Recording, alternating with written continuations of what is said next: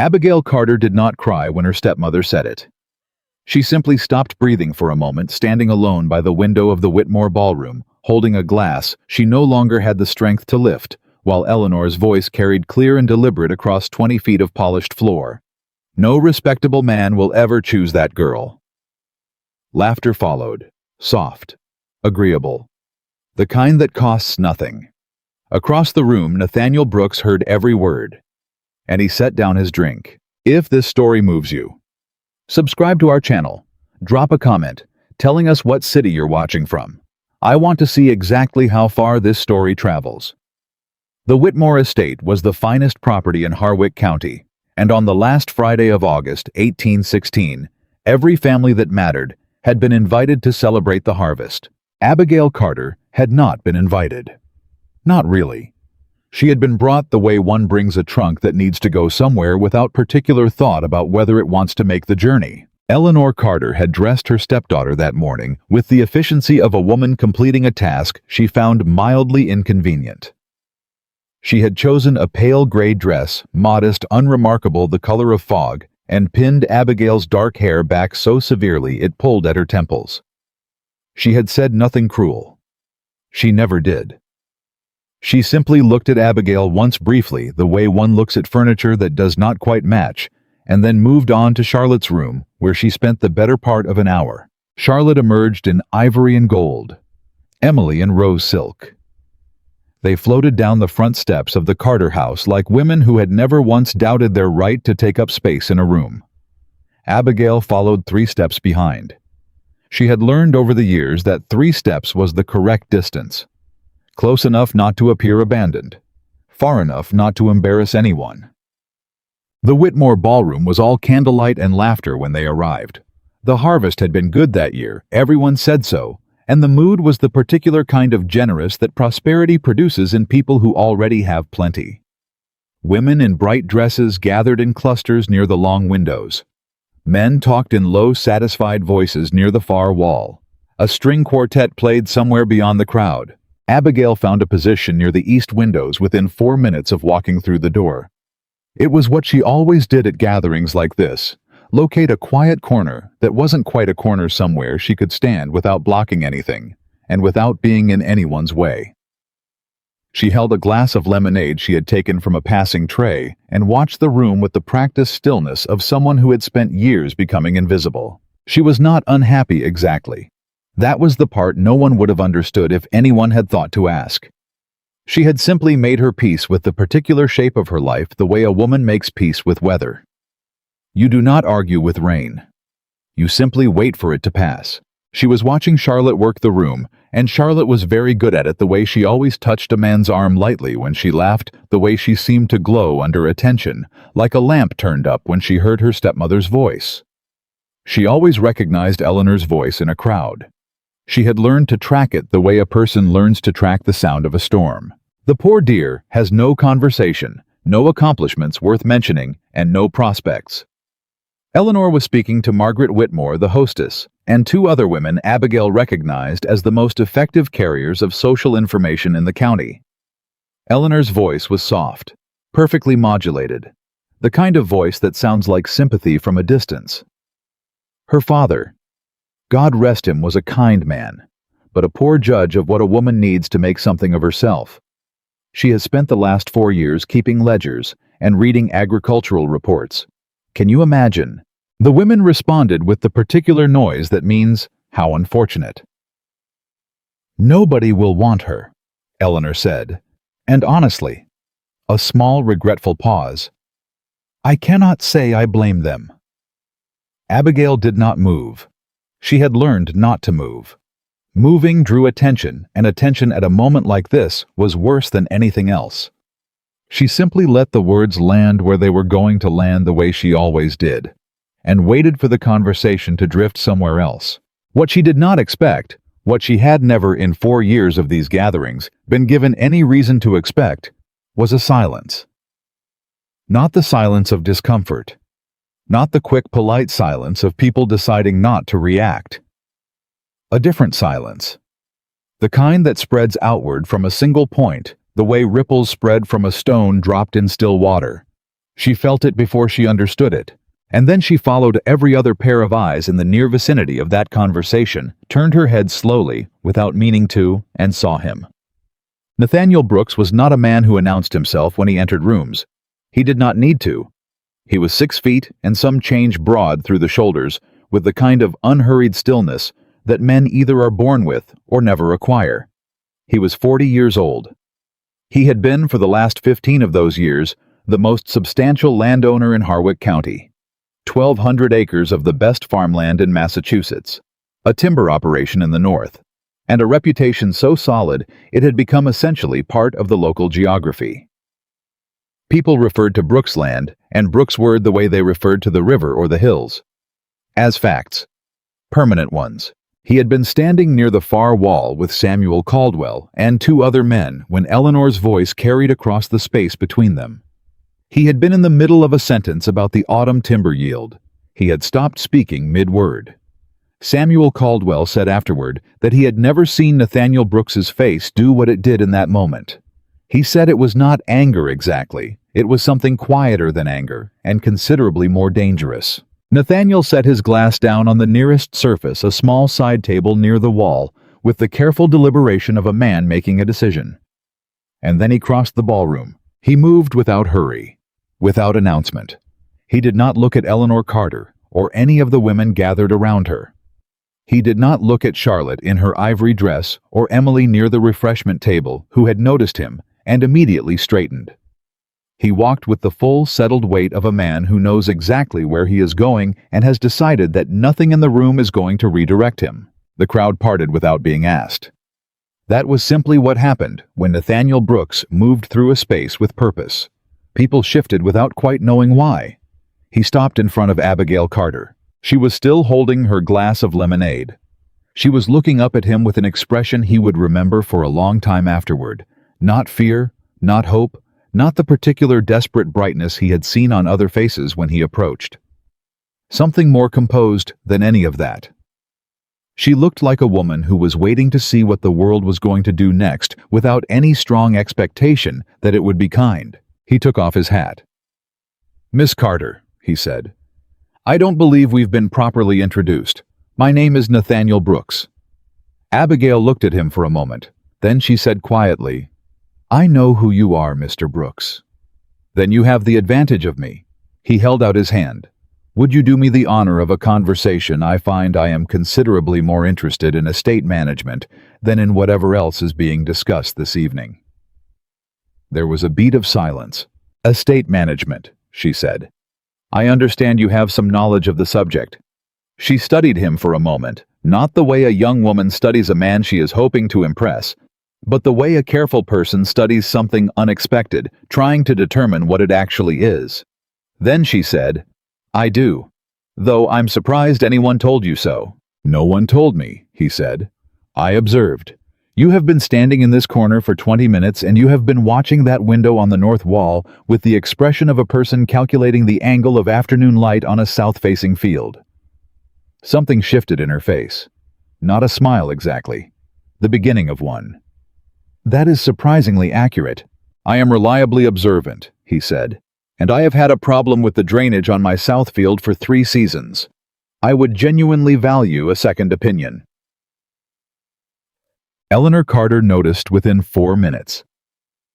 Abigail knew this because she knew the precise sound of her stepmother's social composure beginning to fracture a particular sharpness that entered Eleanor's laughter, a frequency slightly too high, slightly too controlled, and that sound reached her from across the room before she had finished her second sentence to Nathaniel Brooks. They were talking about root crops, specifically about the relationship between soil drainage and yield variability in the Massachusetts climate. Abigail had started cautiously with the abbreviated, apologetic manner she used when she was uncertain whether her knowledge was welcome or merely tolerated. Nathaniel had asked a specific question about clay content, and she had answered it fully precisely with the terminology she had spent 4 years reading into her bones, and he had not interrupted her, had not redirected the conversation toward something lighter, had not looked over her shoulder for someone more interesting to speak to. He had listened, actually listened, with the full quiet attention of a man who genuinely wanted to know the answer. She forgot briefly to be careful. "The problem with most drainage assessments," she said, "is that they account for the water that's already moving. They don't account for the water that's sitting. You need to look at where the soil changes color in early spring. That's your saturation point. If you're seeing darker patches in a consistent pattern along the south edge, it's not a slope problem. It's a subsurface clay layer interrupting the water table, and you need to reroute, not regrade." Nathaniel was quiet for a moment. "That is exactly what I have been seeing," he said, "for 3 years. Most men reroute," she said, "because it's less work than digging, but it doesn't solve the problem." "What does solve the problem?" "Drainage tiles," she said, "set 18 inches deep, spaced 8 feet apart, running perpendicular to the slope. It's expensive the first year. It pays for itself in 3. He looked at her with an expression she could not quite categorize. Not surprise exactly, something more considered. "Where did you learn that?" "My father's library," she said. "He had an agricultural correspondence collection going back to 1790. I read most of it between 1812 and 1815. Most men with access to that kind of library do not trouble themselves to actually read it." "I am not a man," she said. And then, because it had come out more plainly than she'd intended, I had time. He did not flinch from that the way most people would have. He simply nodded once, as though she had said something true, and he was acknowledging it as such. "That's a loss for most men," he said. "And clearly a gain for you." Charlotte appeared at Abigail's elbow at the 40-minute mark. She materialized the way Charlotte always materialized, suddenly beautifully, with the timing of a woman who had been watching for her moment. "Mr. Brooks," she said, her voice warm and certain. "I don't believe we've had the pleasure. I am Charlotte Carter." She extended her hand. She smiled the smile that had worked unfailingly on every eligible man in the county for the past 3 years. "Abigail's sister. Stepsister," Abigail said without particular emphasis. Nathaniel shook Charlotte's hand briefly. "Miss Carter, I hope my sister hasn't been talking your ear off about farming." Charlotte laughed a bright, practiced sound. "She does go on. We tease her about it constantly." "We were discussing drainage systems," Nathaniel said. "Your stepsister has a considerably more sophisticated understanding of soil hydrology than anyone I have spoken to in this county." Charlotte's smile did not waver. It was too well constructed for that. But something behind her eyes recalibrated. "How charming," she said. "Mr. Brooks, I wonder if you might—" "I appreciate you coming over, Miss Carter," he said. "If you'll excuse us, your stepsister was in the middle of explaining something I've been trying to understand for 3 years." There was a silence. Charlotte held it for one beat too, with the poise of someone who has never been dismissed before, and is taking a moment to process the experience. Then she said, "Of course," and withdrew with the careful grace of a woman who is furious, but knows better than to show it. Abigail watched her go. Then she looked back at Nathaniel. "You didn't have to do that," she said. "I know," he said. "I wanted to hear the rest of what you were saying." Eleanor cornered Abigail near the door at the end of the evening, while the carriages were being brought around and the last of the guests were making their departures. Her stepmother's face was composed. It was always composed. That was the thing about Eleanor, that Abigail had never been able to make anyone understand. She never raised her voice, never made a scene, never did anything that could be cleanly identified as cruelty. She simply had a way of speaking that left marks. "Well," Eleanor said softly, "you managed to monopolize Mr. Brooks for the better part of an evening. I suppose that passes for an accomplishment." "We were having a conversation," Abigail said. "You were boring a very patient man about turnips," Eleanor said. "Whatever you are imagining, let me save you from it. Men like Nathaniel Brooks do not choose women like you. They are kind to you because they are decent, and then they go home and they choose appropriately." She tilted her head slightly. "I am telling you this for your own benefit, so you do not embarrass yourself hoping for something that will not come. Abigail looked at her stepmother for a long moment. The candles were guttering in the hallway behind Eleanor's head, and the sound of carriages and horses came in from the open door, and somewhere across the room, Charlotte was laughing at something a young man had said. "Thank you, Mother," Abigail said. She kept her voice even. She kept her face composed. She had learned that from Eleanor, actually the expression that shows nothing. And she walked past her stepmother into the night air, carrying herself with a stillness that had cost her years to build, and that no one she had decided was going to take from her tonight. Across the drive, Nathaniel Brooks was waiting for his horse. He saw her come out. He did not wave, did not call out. He simply looked at her for a moment in the way he had looked at her all evening, fully directly without apology, and then tipped his hat once. She acknowledged it with a small nod, and walked to the Carter carriage with her eyes straight ahead and her hands perfectly still at her sides.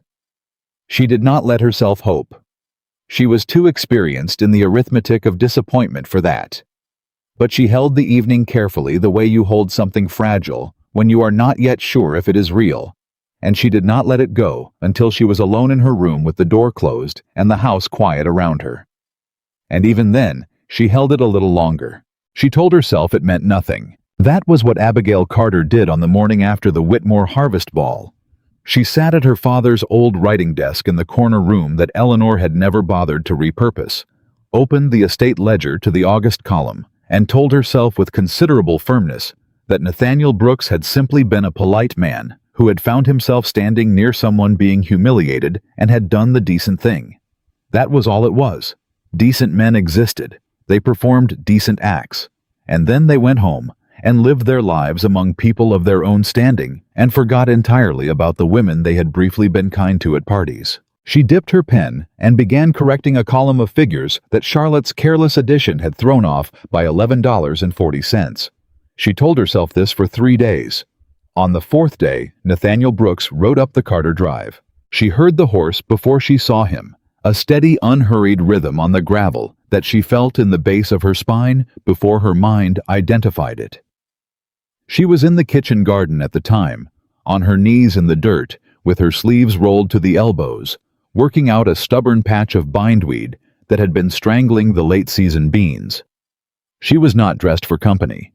She was not dressed for anything except the work she had been doing since 6 that morning. She stood up slowly, brushing soil from her hands against her apron, and watched Nathaniel Brooks dismount at the end of the garden path with the same unhurried deliberateness with which he seemed to do everything. He looked at her hands, at the dirt on her apron, at the bindweed she was still holding. "Miss Carter," he said. "Mr. Brooks," she said. "I'm afraid you've caught me at a disadvantage." "I'd say I caught you being useful," he said, "which is more than can be said for most of the people I visit." She looked at him for a moment. Then she set the bindweed down on the garden wall.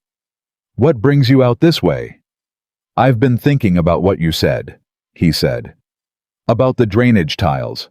I'd like to see your father's agricultural correspondence if the offer was open." "I didn't make an offer," she said. "No," he agreed.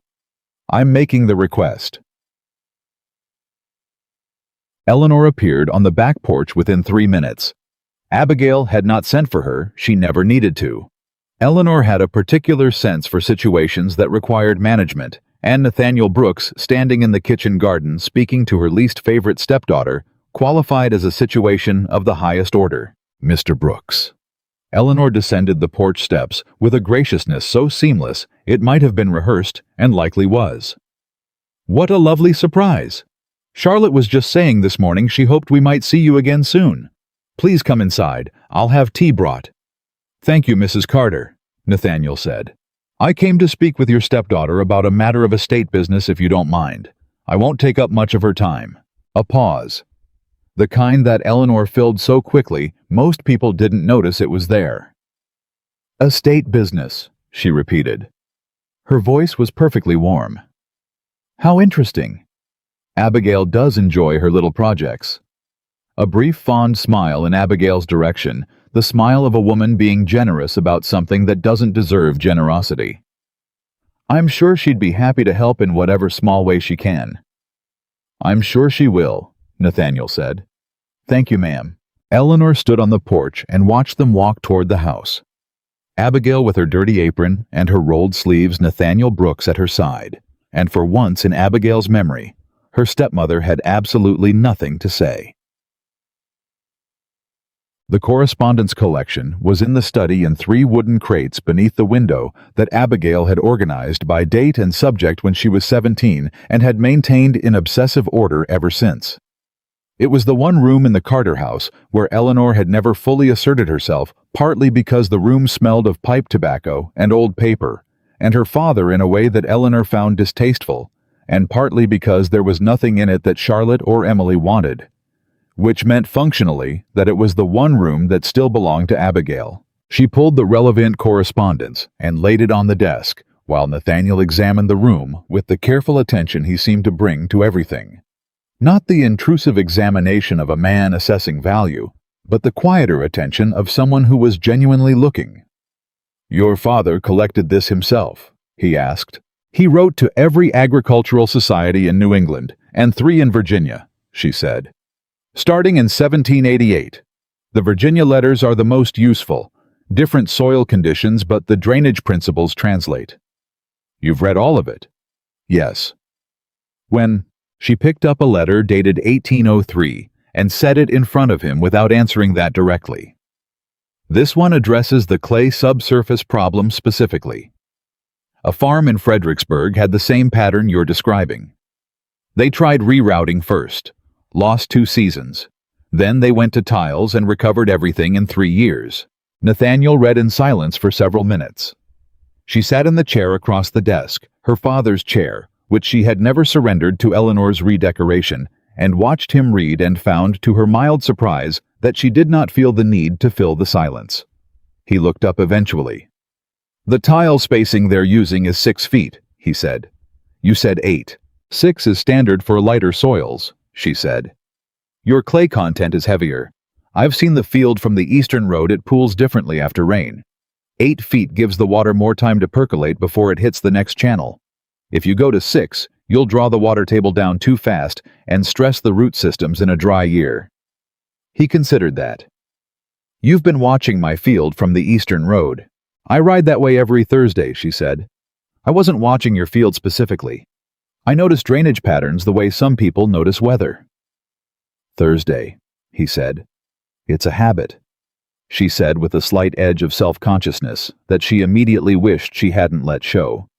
He almost smiled. "I'm not criticizing Miss Carter.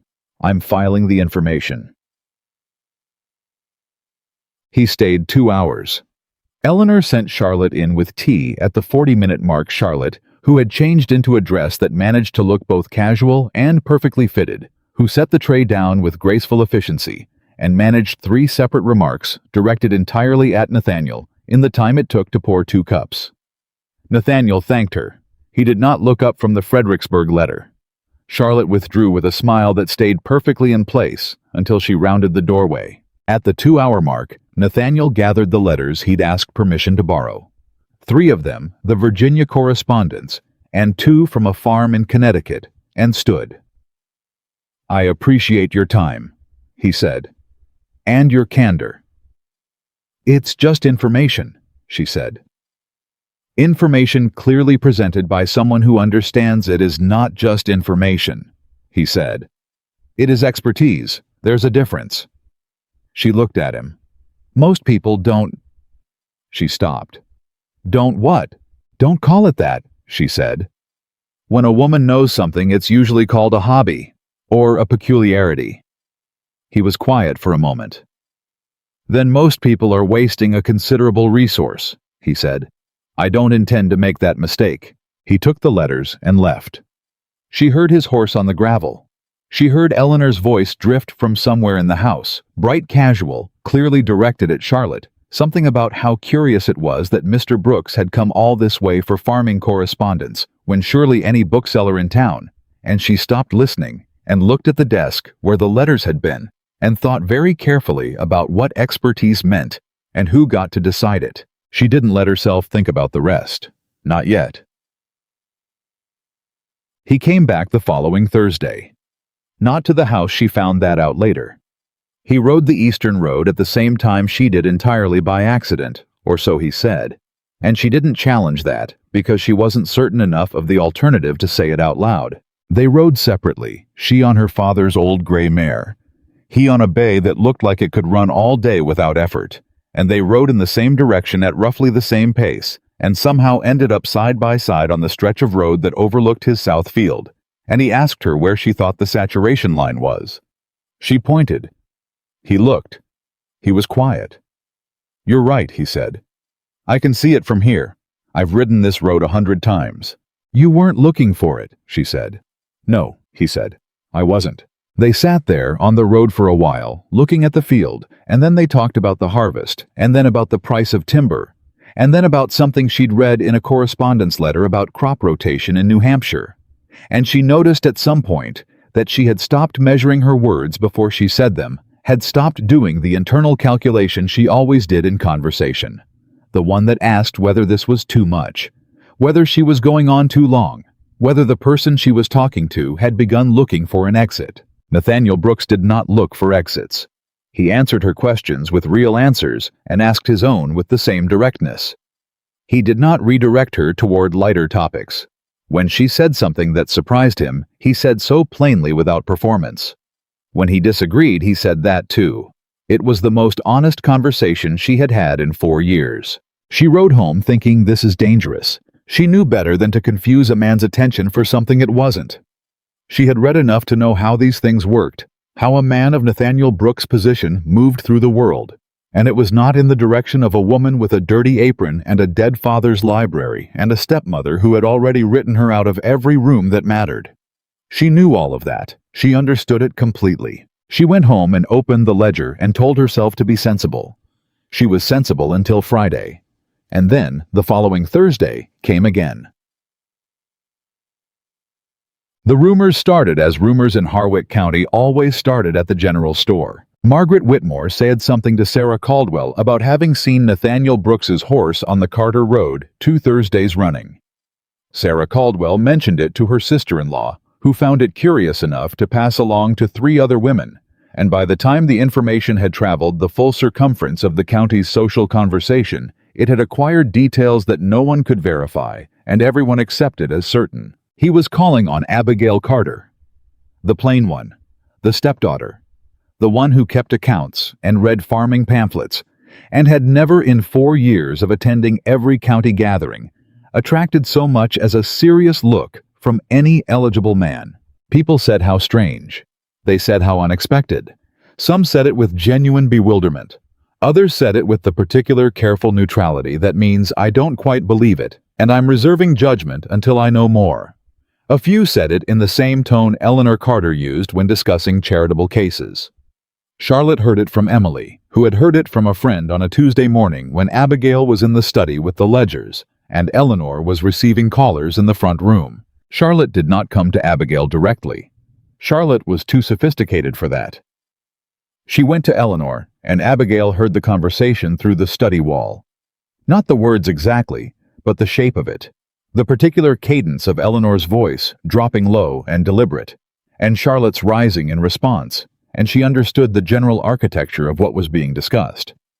She turned a page in the ledger and kept working. But her pen for a moment was not quite steady. Nekirtak. Eleanor came to her that evening. She sat across from Abigail at the dining table after Charlotte and Emily had gone upstairs, and she folded her hands on the tablecloth, and she looked at her stepdaughter with the expression she used when she wanted to appear reasonable.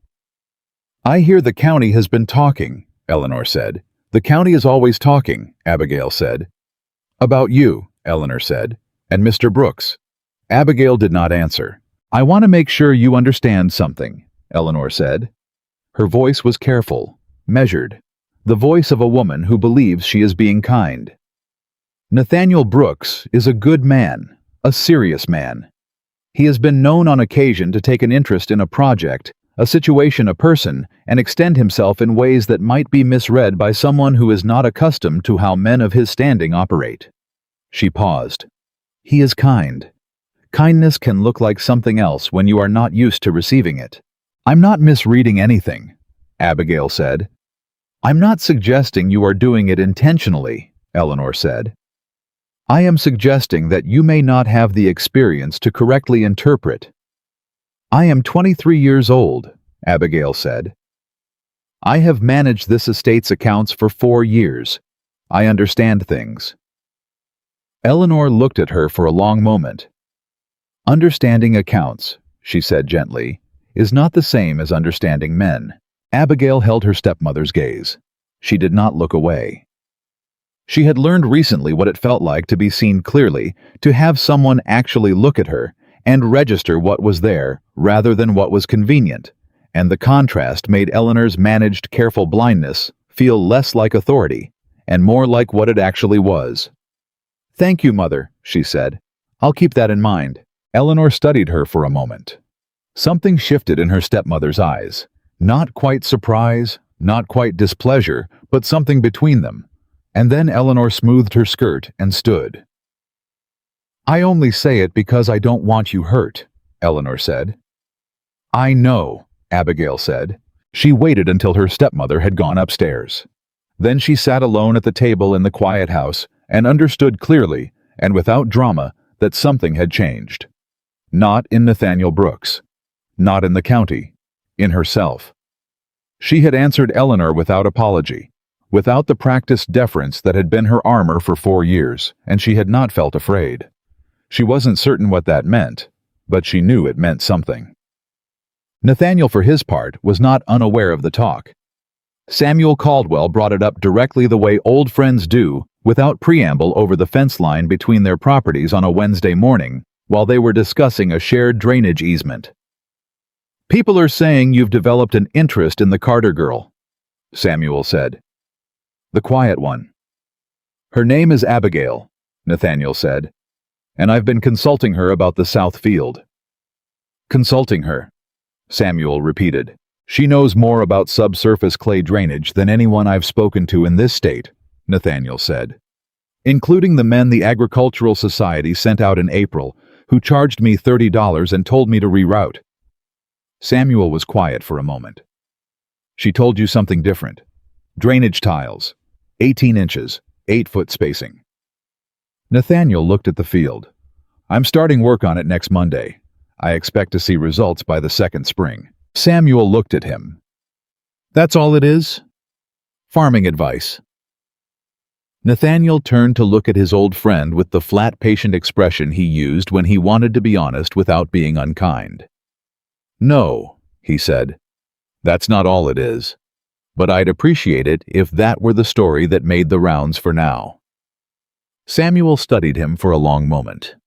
"You know what Eleanor Carter has been saying about that girl."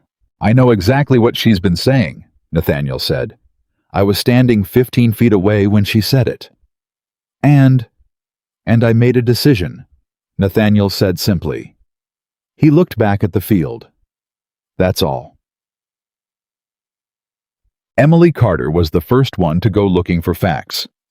Charlotte worked on instinct, on the swift, immediate intelligence of a beautiful woman who had always used attention as currency and recognized immediately when something was drawing attention away from her. Emily was different.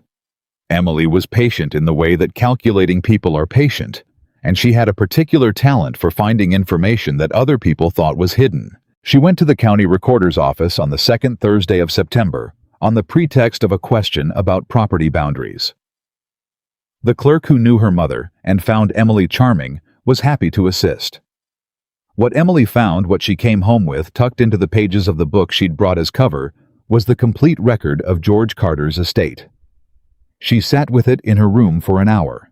Then she went to Eleanor. Abigail was in the kitchen garden again. She did not hear what was said. She found out the next morning. Eleanor was at the breakfast table when Abigail came down, and the set of her stepmother's shoulders, that particular angle of precise, contained energy, told Abigail before anyone had spoken a word that the morning was going to be a reckoning of some kind. "Sit down, Abigail," Eleanor said. Abigail sat. Charlotte was already there, looking at her plate. Emily was watching Abigail with the focused attention of a cat near a mouse hole. "Emily has been making inquiries," Eleanor said, "about your father's estate." Abigail's hands were flat on the table. She kept them flat. "I've been managing those accounts for 4 years," she said. "Whatever Emily found in the records reflects my work." "Your work," Eleanor said slowly, "included a transaction I was not made aware of." Abigail looked at her. "In the spring of 1814, Eleanor said, $240 were moved from the Carter estate operating account into a separate account held in the name of Abigail Ruth Carter, and never mentioned to me." The table was very quiet. "Those were my father's instructions," Abigail said. "In writing, filed with the county recorder in 1813 before he died. He wanted me to have a reserved account separate from the general estate in case—" She stopped. "In case what?" Emily said. Abigail looked at Emily calmly. "In case of circumstances that made a separate account necessary." "Your father," Eleanor said very quietly, "left a private financial provision to his daughter without informing his wife." "He was not required to inform you of every provision," Abigail said. "He was required to honor the terms of his will, which he did. I have the documentation." "And you have been managing an account I didn't know existed," Eleanor said, "while managing the household accounts I did know about, for 4 years." "Yes," Abigail said. Eleanor looked at her for a long time. "And you saw no reason to tell me?" "You never asked," Abigail said. "And it was not your account." The silence that followed was the particular kind that comes when someone has said something irrefutably true in a way that cannot be corrected without revealing something worse about the person trying to correct it. Charlotte was looking at Abigail now, not with jealousy this time, with something more complicated, almost with the beginning of reassessment. Emily said, "How much is in it now?" "That," Abigail said, "is also not your account." Eleanor's composure did not break. Eleanor's composure never broke. But something behind it shifted some internal calculation that Abigail could not quite read, and then Eleanor picked up her teacup and looked out the window and said with extraordinary precision, "We will discuss this further." "Of course," Abigail said, and she finished her breakfast in silence with her hands steady and her face composed, and she did not feel frightened. She felt for the first time in 4 years like someone who held more cards than the other players at the table knew. Nathaniel came that Thursday, and she told him what had happened. Not because she had planned to. She had not planned anything.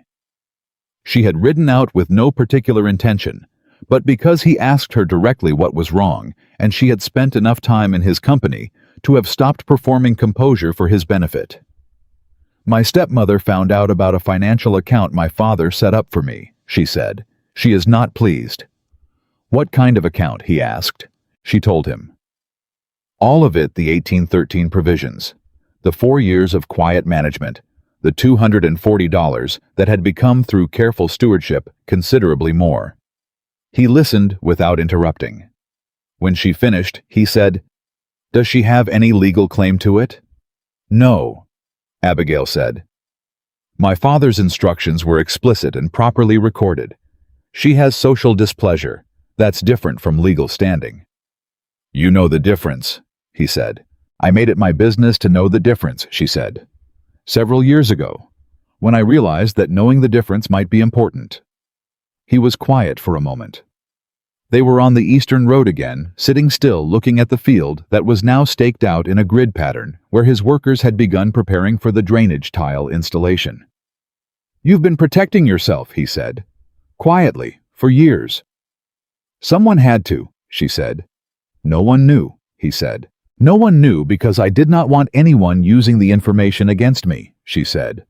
"The only protection it offered was that it was mine and no one else knew it existed. And now your stepmother knows." "Now Eleanor knows," she said. "Which means it's only useful now if I use it before she can find a way to make it complicated." She paused. "I'm not asking for your advice," she added with a slight directness. "I'm explaining the situation because you asked." "I understand the distinction," he said. "For what it's worth, I think your father was a wise man." "He was," she said. He just didn't live long enough to protect me from the consequences of being right about things. That landed between them in a particular way, not heavily, not dramatically, but with the specific weight of something that is true, and both people know it. "Miss Carter," Nathaniel said. "Abigail." He said her name carefully, the way a person says a word they've been turning over privately. "I want to ask you something, and I want you to answer me honestly, even if the honest answer is that it's none of my business." She looked at him. "Are you afraid?" he asked. "Not of what Eleanor knows. Of what comes next." She thought about that. Genuinely considered it the way she approached everything from all angles without rushing toward the answer that felt most acceptable. "No," she said finally. "I think I was afraid for a long time.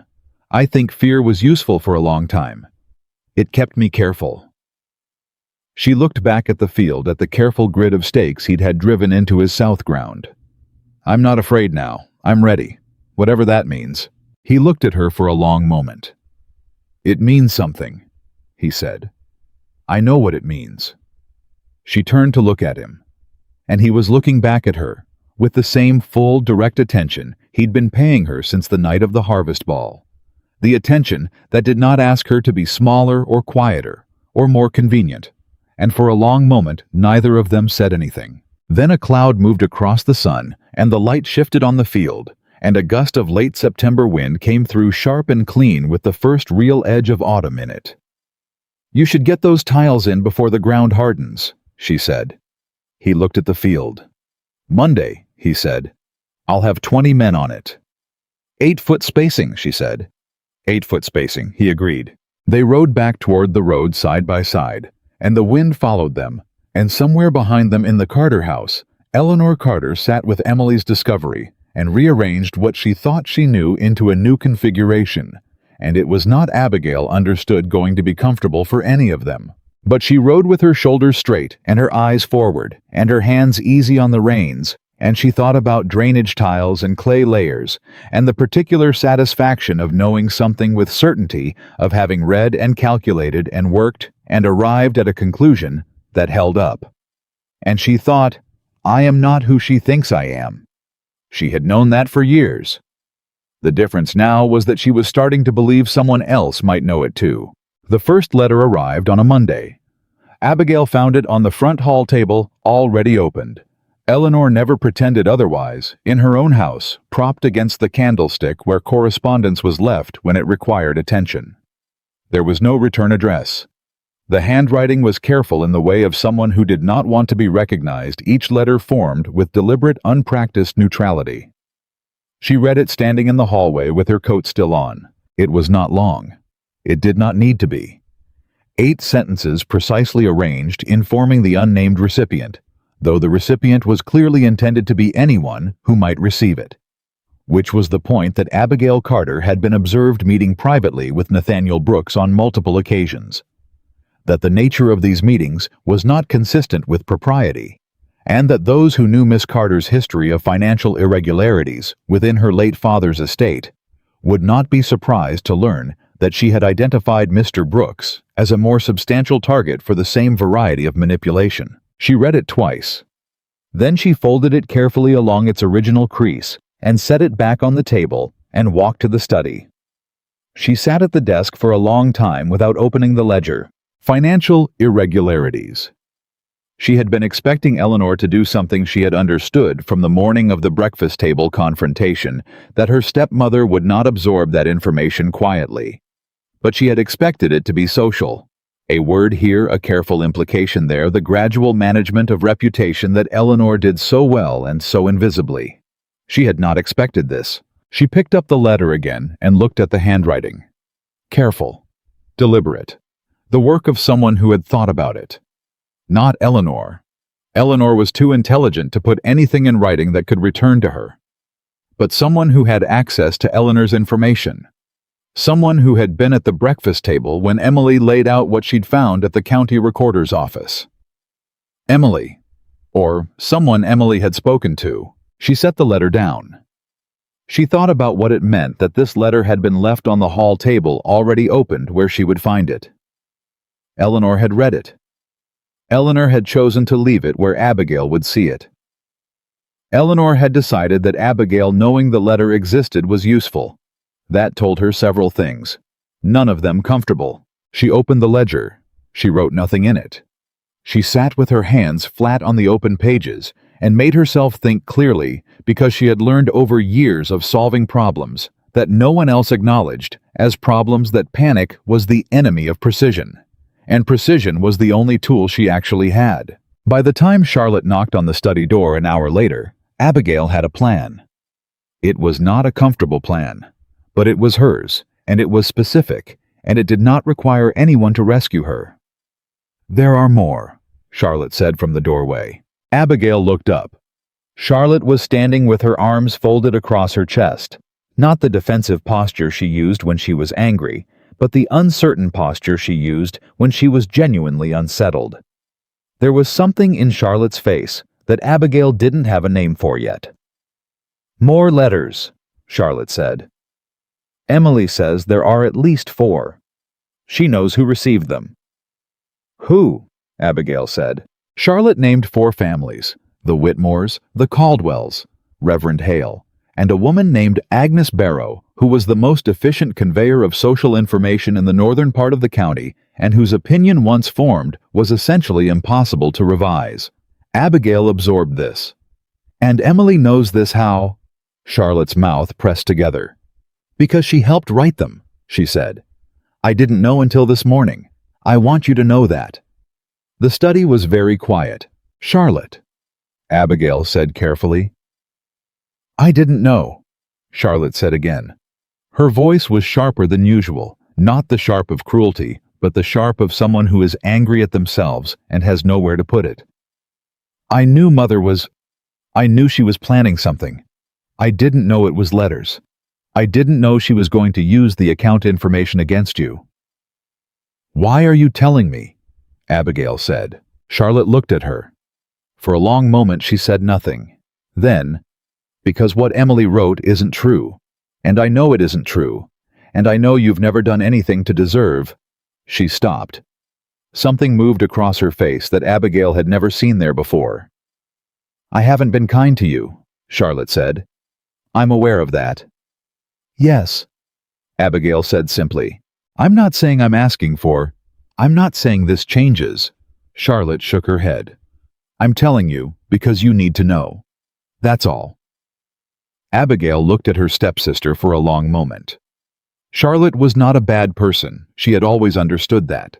Charlotte was a person who had been shaped by Eleanor's values, and had found those values useful, and had never had sufficient reason to question them.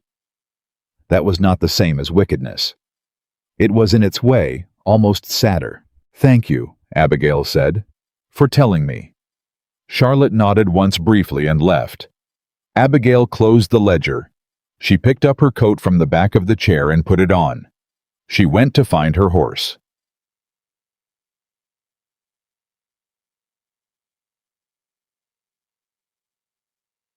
She did not go to Nathaniel's house. She went to Reverend Hale. The Reverend was in his study at the church when she arrived, a small, spare man with the kind of face that had been listening to people's troubles for 30 years and had learned to hold them without being crushed. He was the one person in Harwick County who had known her father, who had known her mother before that, and who had on one occasion 4 years ago quietly told her that she was managing her father's estate with more competence than most men twice her age. She had not forgotten that. She laid the letter on his desk. He read it. His face did not change significantly, but his hands went still. "I received one of these this morning," he said. "I know," she said. "I came to ask you something directly, and I'd like a direct answer." "Go ahead." "Do you believe what that letter says?" she said. He looked at her over the top of it. "No," he said. "I do not." "Then, I need you to say so," she said. "Not to everyone, not as a public statement, but when people ask you, and they will ask you, I need you to say that you know this young woman's character, and you do not believe it." He was quiet for a moment. "You're not going to defend yourself publicly," he said. It was not a question. "No," she said. Why not? Because if I defend myself, I am responding to the accusation as though it has standing, she said. It doesn't have standing. I have 4 years of precise legal documented financial records, every one of which can be verified by the county recorder. My father's instructions are on file. There is not a single transaction that was unauthorized, irregular, or conducted without documentation. She met his eyes. What I will not do is perform public humility for an accusation made by cowards who didn't sign their names. That's not clearing my name. That's accepting the premise. Reverend Hale looked at her for a long moment. Then he nodded. All right, he said. All right, she said. I'll say what I know, he said, to anyone who asks. She let out a breath she hadn't quite known she was holding. Thank you, she said. Abigail. He stopped her at the door. Does Mr. Brooks know about this? She turned. Not yet. He'll find out, the Reverend said. The Caldwells received a letter. I know, she said. He'll hear it from Samuel, and then he'll want to do something about it, the Reverend said with the gentle certainty of a man who knew Nathaniel Brooks. I know that too, she said. She left. Nathaniel heard it from Samuel Caldwell on Tuesday morning before breakfast. Samuel rode over at 7 with the letter in his coat pocket and a particular expression on his face, the expression he wore when he was carrying information he didn't want to carry, but had decided honesty required. He handed the letter over without preamble. Nathaniel read it on his front porch with the early October light coming flat and cold across the drive. He read it once. He set it down on the porch railing. He picked it up and read it again. Then he said very quietly, Who received these? Samuel told him. Nathaniel was silent for a moment. Agnes Barrow, he said. Yes. Nathaniel looked at the letter again. The financial irregularities section. The word manipulation. He thought about Abigail Carter sitting across her father's desk showing him letters dated 1788, explaining drainage tile mathematics, with the calm precision of someone who had taught herself everything she knew and never once had anyone call it by its right name. He thought about her telling him on the Eastern Road someone had to. This is Eleanor Carter's work, Nathaniel said. Almost certainly, Samuel said, though you'll never prove it. I don't need to prove it, Nathaniel said. I need to address it. How? Samuel asked. Nathaniel looked at him. I'm going to go see Miss Carter, he said, and find out what she wants done. Samuel blinked. What she wants done? Yes, Nathaniel said as though this were obvious. Most men would simply, Samuel began. I know what most men would do, Nathaniel said. He picked his coat up from the porch rail. I'm not most men. He rode to the Carter house. He did not send a note first. He knocked on the front door at 9 in the morning and asked for Abigail. Eleanor received him instead. She came to the entrance hall with the composure of a woman who had been preparing for exactly this, and had decided that composure was her best strategy. She was gracious. She offered tea. She expressed with careful warmth how glad she was that Mr. Brooks had come, as she herself had only just become aware of these dreadful anonymous letters, and was simply beside herself with concern for her stepdaughter's reputation. Nathaniel stood in the entrance hall and listened to all of this. Mrs. Carter, he said when she finished. Where is Abigail? A fractional pause. She rode out this morning, Eleanor said. I'm not sure which direction, he said. Something shifted in Eleanor's face. Not much. Enough. The Eastern Road, I believe, she said. Mr. Brooks, if you'd like to sit down and discuss. Thank you, ma'am, he said. He tipped his hat and went back to his horse. He found her on the Eastern Road. She was not riding. She was stopped, her mare standing patiently at the side of the road, and she was sitting with both hands on the pommel, looking at the field where 3 weeks earlier, his workers had finished laying the drainage tiles. The field was settled now, and the autumn light sat on the surface of it differently. The old pooling darkness at the south edge was already changing, already beginning to correct. She heard him coming and turned. She did not look surprised to see him. "You heard," she said. "Samuel brought me the letter this morning," he said. He stopped his horse alongside hers. "I went to your house. Your stepmother received me." Something passed across her face. What did she say? That she was beside herself with concern, he said. Very convincingly, Abigail made a sound that was almost a laugh. It wasn't happy exactly, but it was real. "Of course she was," she said. "She's very good." "She is," he said. "What do you want me to do?" She looked at him. "Nothing," she said. "Abigail, I mean it," she said. "I've already spoken to Reverend Hale. He'll say what he knows to anyone who asks. My records are legally documented and available to anyone who wants to verify them. There is nothing in those letters that will survive contact with the actual facts." She turned to look at the field. "If you go out and publicly defend me, it tells people there's something to defend. It tells people I needed saving. It tells people—" She stopped. "That the kind of woman I am is the kind of woman who needed a man to make the problem go away." He was quiet. "I'm not that kind of woman," she said. "I know," he said. "Then you know why I'm asking you to stay out of it." He looked at the field for a long time. She could see from the set of his jaw that it cost him something. He was not a man accustomed to having a problem and being asked not to solve it. He was a man who solved problems, who had built 1,200 acres and a reputation and a life on the premise that he could look at a situation clearly and do the thing that needed doing. "What I can do," she said more quietly, "is stand on my own ground. What you can do if you want to do something is stand next to me while I do it. Not in front of me. Next to me." He turned to look at her. "That's what you did at the ball," she said. "You didn't go to Eleanor. You didn't make a speech. You just walked across the room." "That's all it was," he said. "That was everything," she said. "That's what I'm asking for now." He held her gaze. Then he said, "All right," she said. "I'll stand next to you," he said. "Where do you want to start?" She chose the Whitmore General Store. It was a Thursday, her usual day, and she did not change her route or her timing or anything else about the way she moved through her week.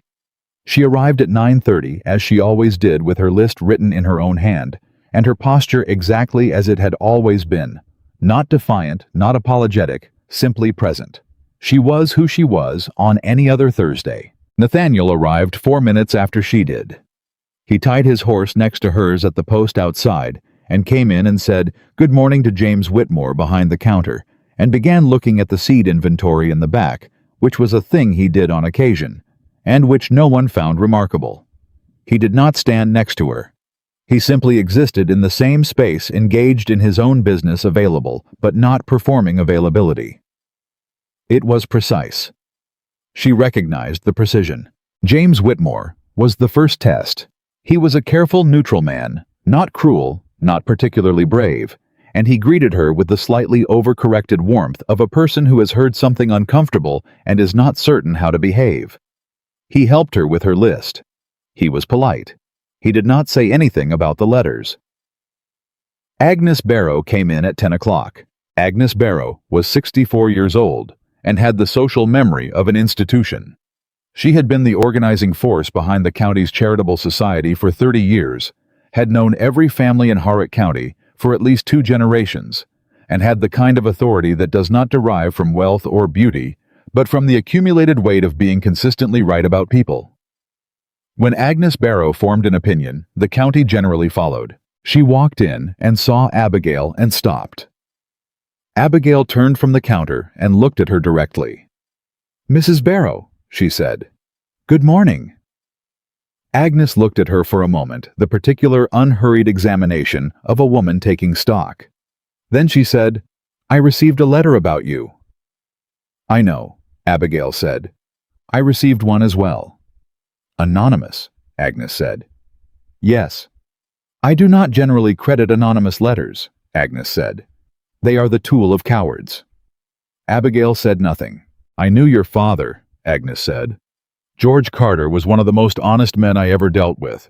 He kept his accounts with Harwick County Agricultural Society for 6 years, and not one figure was ever wrong. She tilted her head slightly. You kept those accounts for the last 2 of those years. Did you know that? He let me help, Abigail said. He let you run them, Agnes said. He told me so himself in 1814. He said his daughter had a head for numbers that he'd never seen in a man twice her age. She paused. I did not forget that. The store was quiet. James Whitmore was finding something very interesting to do near the back shelves. Thank you, Abigail said. I'm not offering you sympathy, Agnes said crisply. I'm stating what I know. There's a difference. But something in her face was not unkind. You have your father's spine, Miss Carter. Don't waste it. She purchased her items and left. From the seed inventory in the back, Nathaniel said nothing. He did not need to. It was the following Tuesday that Emily cracked. Not publicly, not dramatically. In the Carter kitchen early morning, when only Abigail was down, and the house was still quiet, and Emily came in her dressing gown, looking like someone who had not slept. Abigail was at the table with the ledger. She looked up. Emily stood in the doorway for a moment. Then she said, People aren't responding the way Mother expected. Abigail waited. Reverend Hale said something at the Caldwell dinner, Emily said. Agnes Barrow has been... She stopped. Mother didn't anticipate Agnes Barrow. No, Abigail said. Emily crossed the kitchen and sat down across from her. She looked younger in the morning light, without the careful presentation she always wore in public. She looked actually like a young woman who had done something she was not comfortable with, and had been sitting with that discomfort long enough for it to matter. I want you to know, Emily said, that I didn't think it would go the way it did. I thought... She stopped, started again. I thought if people knew about the account they would think you'd been hiding something. I didn't think about what you'd actually been doing. Which was, Abigail said. Protecting yourself, Emily said. Obviously. She looked at the ledger on the table. You've been protecting yourself this whole time, and I helped someone use it against you. The kitchen was very quiet. Emily, Abigail said carefully, why did you go to the county recorder in the first place? Emily didn't answer immediately. Then, because I thought if Mr. Brooks knew you had been managing secret accounts, he would... She shook her head. It sounds stupid now. You thought it would make him lose interest, Abigail said. Yes, Emily said. Because you were afraid he was interested. Yes, Emily said. Abigail looked at her stepsister. Emily was 20 years old and beautiful, and had spent her entire life understanding the world as a competition for finite resources, because Eleanor had raised them all to understand it that way. She had done what she had done from within that framework, with the logic that framework produced. It was not an excuse, but it was a reason. I'm not going to pretend what you did was small, Abigail said. It wasn't small. Those letters are still out there, and some people will remember them regardless of what Agnes Barrow says. I know, Emily said. But I'm also not going to carry it for you, Abigail said. Whatever you do with the fact that you did it, that's yours. Emily nodded. She looked at the ledger. For what it's worth, she said. The account, how much is in it? You don't have to tell me. I'm asking because I want to know if you'll be all right. I'll be all right, Abigail said. Emily nodded again and went back upstairs. Abigail looked at the ledger and thought about the word all right, how she had said it without hesitation, without calculation, as though it were simply a fact she knew to be true. She thought about when that had started, when she had stopped hedging that answer. Somewhere around the third Thursday on the Eastern Road, she thought. Around the time someone had started listening to her like someone worth listening to. The twist arrived the way real twists always do. Not announced, not dramatic, buried in a conversation that should have been ordinary. It was Reverend Hale who told her. He came to the Carter house on a Wednesday afternoon and asked to speak with her privately, and his face had the particular gravity of a man carrying something heavy. They sat in the study. I need to tell you something, he said. About your father's estate, and about Nathaniel Brooks. She went very still. When your father was ill, the Reverend said, In the winter of 1812, before he died, he came to me. He was worried about you. He knew Eleanor would... He stopped, chose his words. He knew your situation would be difficult after he was gone. He had the account provision in place, but he was afraid it wasn't enough. He was afraid that without someone who had standing in this county, willing to speak for you, the provision wouldn't matter. He asked me to speak to someone. Who? She said. Nathaniel Brooks, the Reverend said. The room was very quiet. Your father knew Nathaniel from the Agricultural Society, the Reverend said. He respected him. He told Nathaniel before he died that he had a daughter who was capable of managing anything she was given, and that she was going to need someone to eventually notice that. He paused. He didn't ask Nathaniel to court you. He didn't arrange anything. He simply asked him to be aware of you. Abigail sat with this for a long time. Nathaniel has known who you were, she said slowly. He's known of you, the Reverend said, since 1812. He didn't seek you out, you understand that. He honored your father's request by simply keeping aware.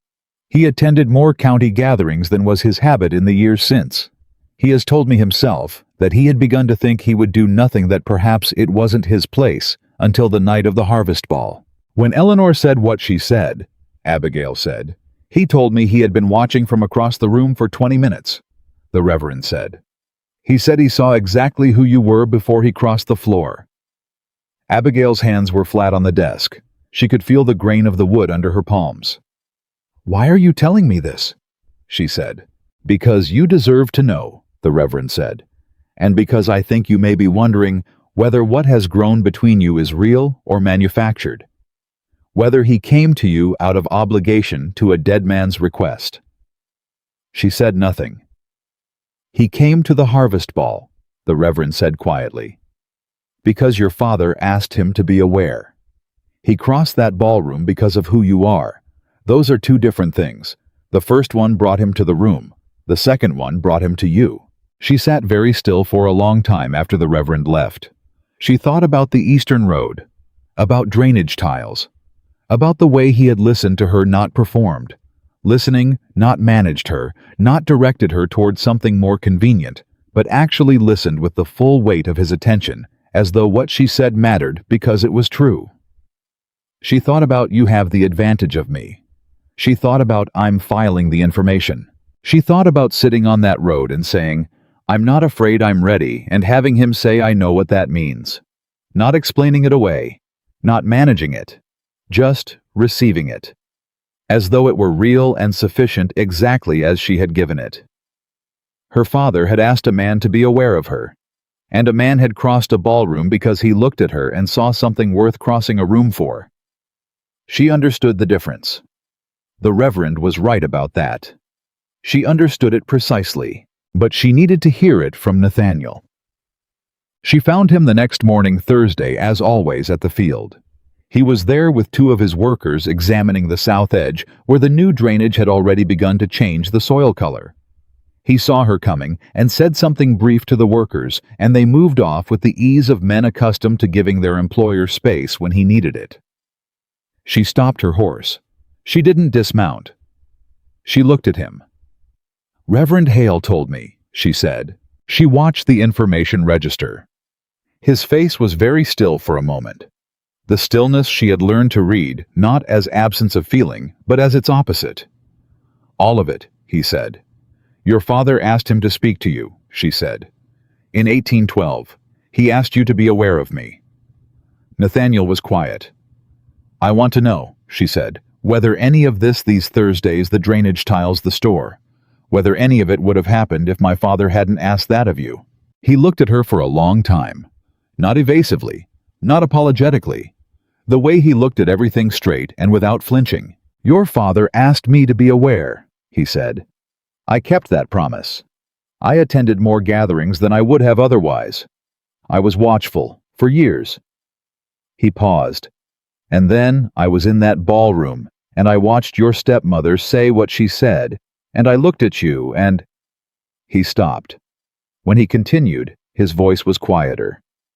Abigail, I have attended a great many county gatherings. I have stood in a great many rooms full of women who were beautiful and accomplished and suitable by every measure I had ever been given.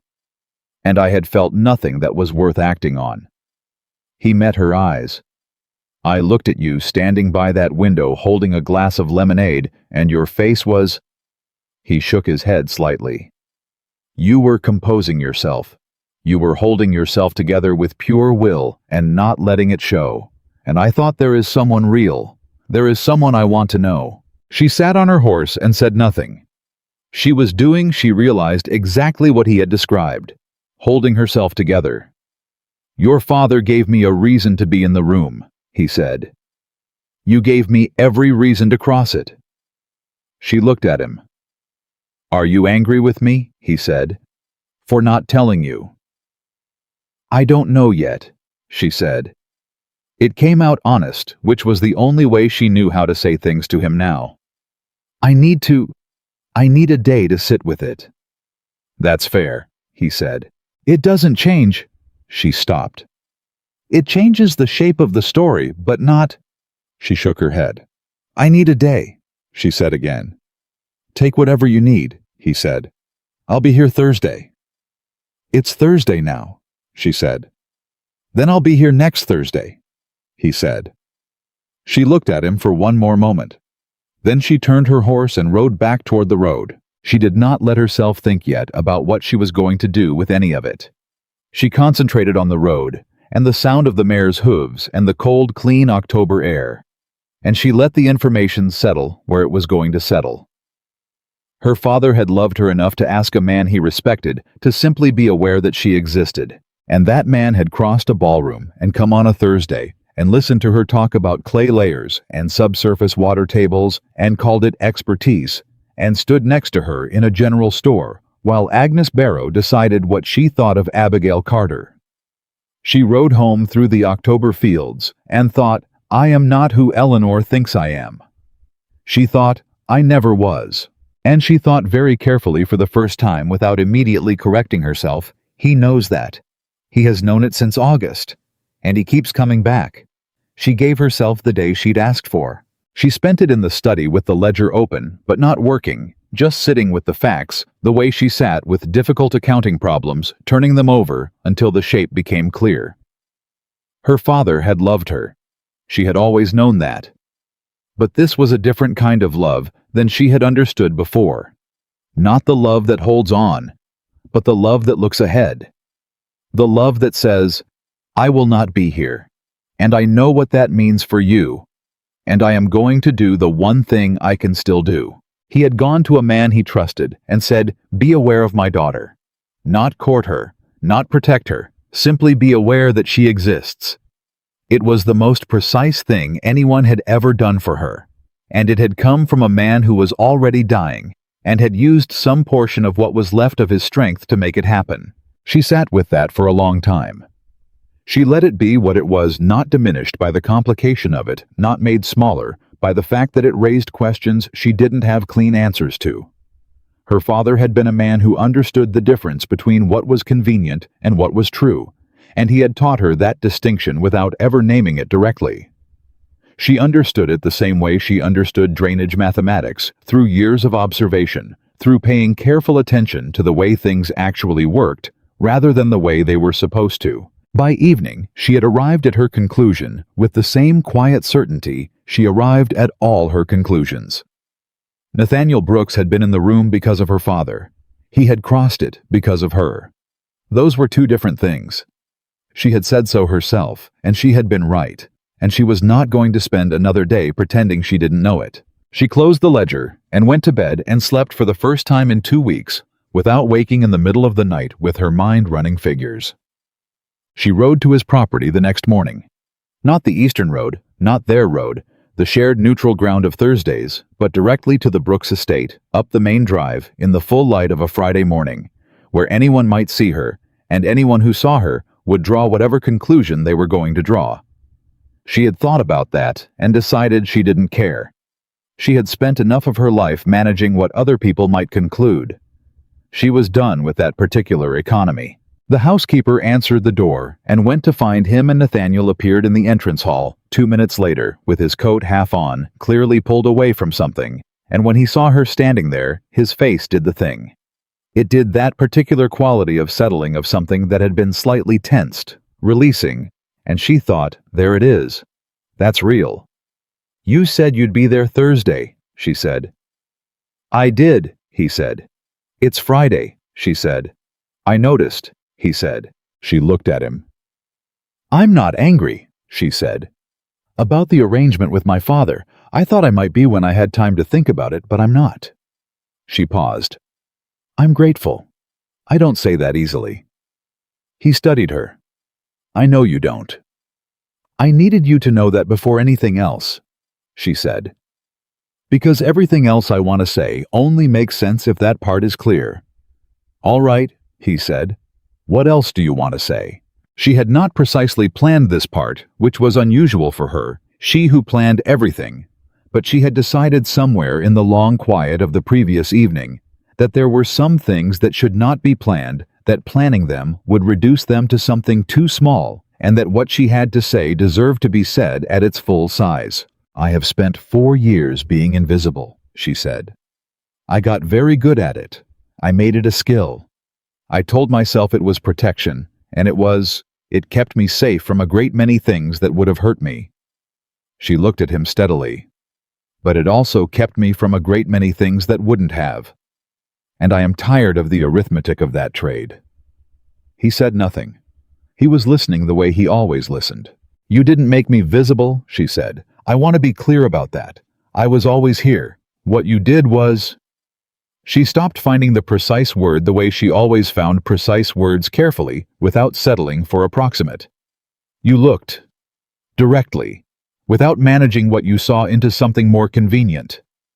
She met his eyes. Do you know how rare that is?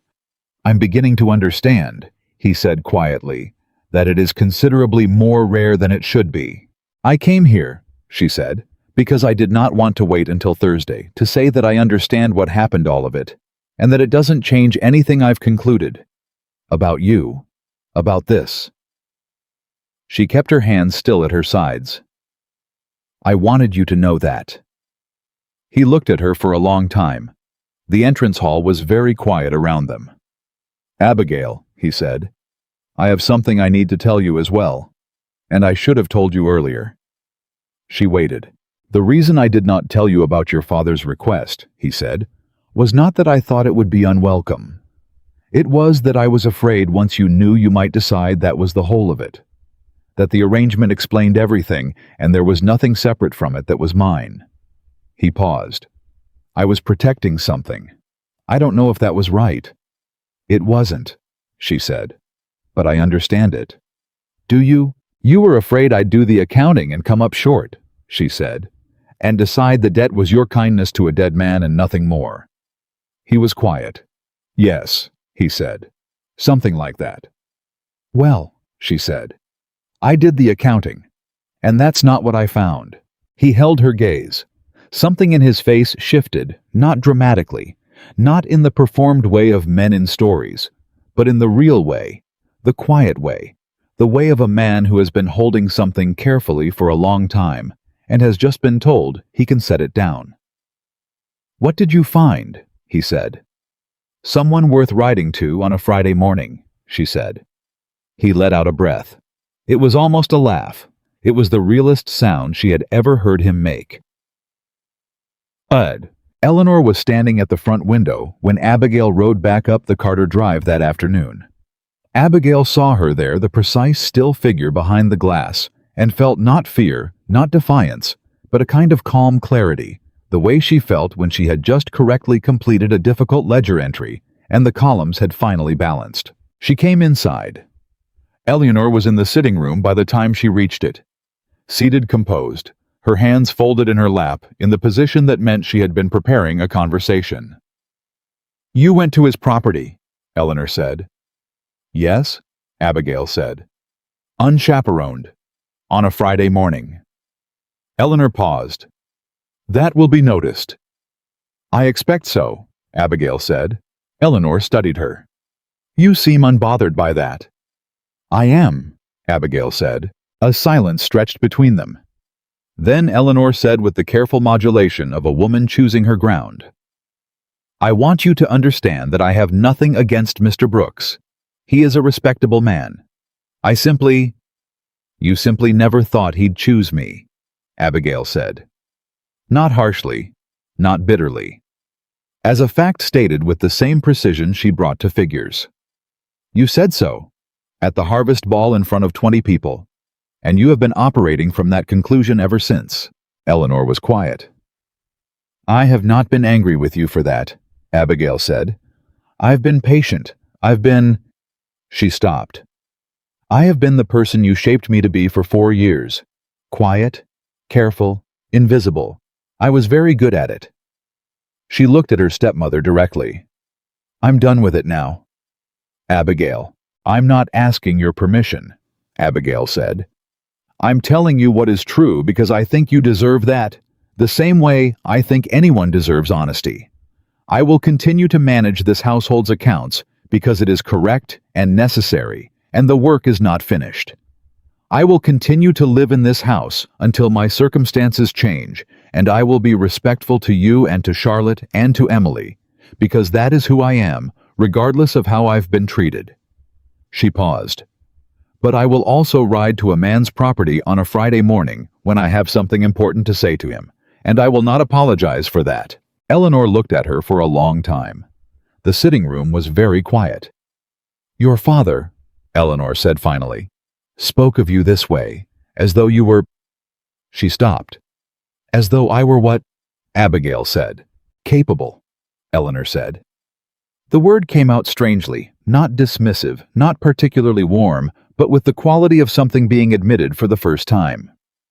He said you were the most capable person in the household. He told me that once, and I... She looked at her hands. I did not receive it well. Abigail said nothing. I was not kind to you, Eleanor said. I want you to know that I am aware of that. I know you're aware of it, Abigail said.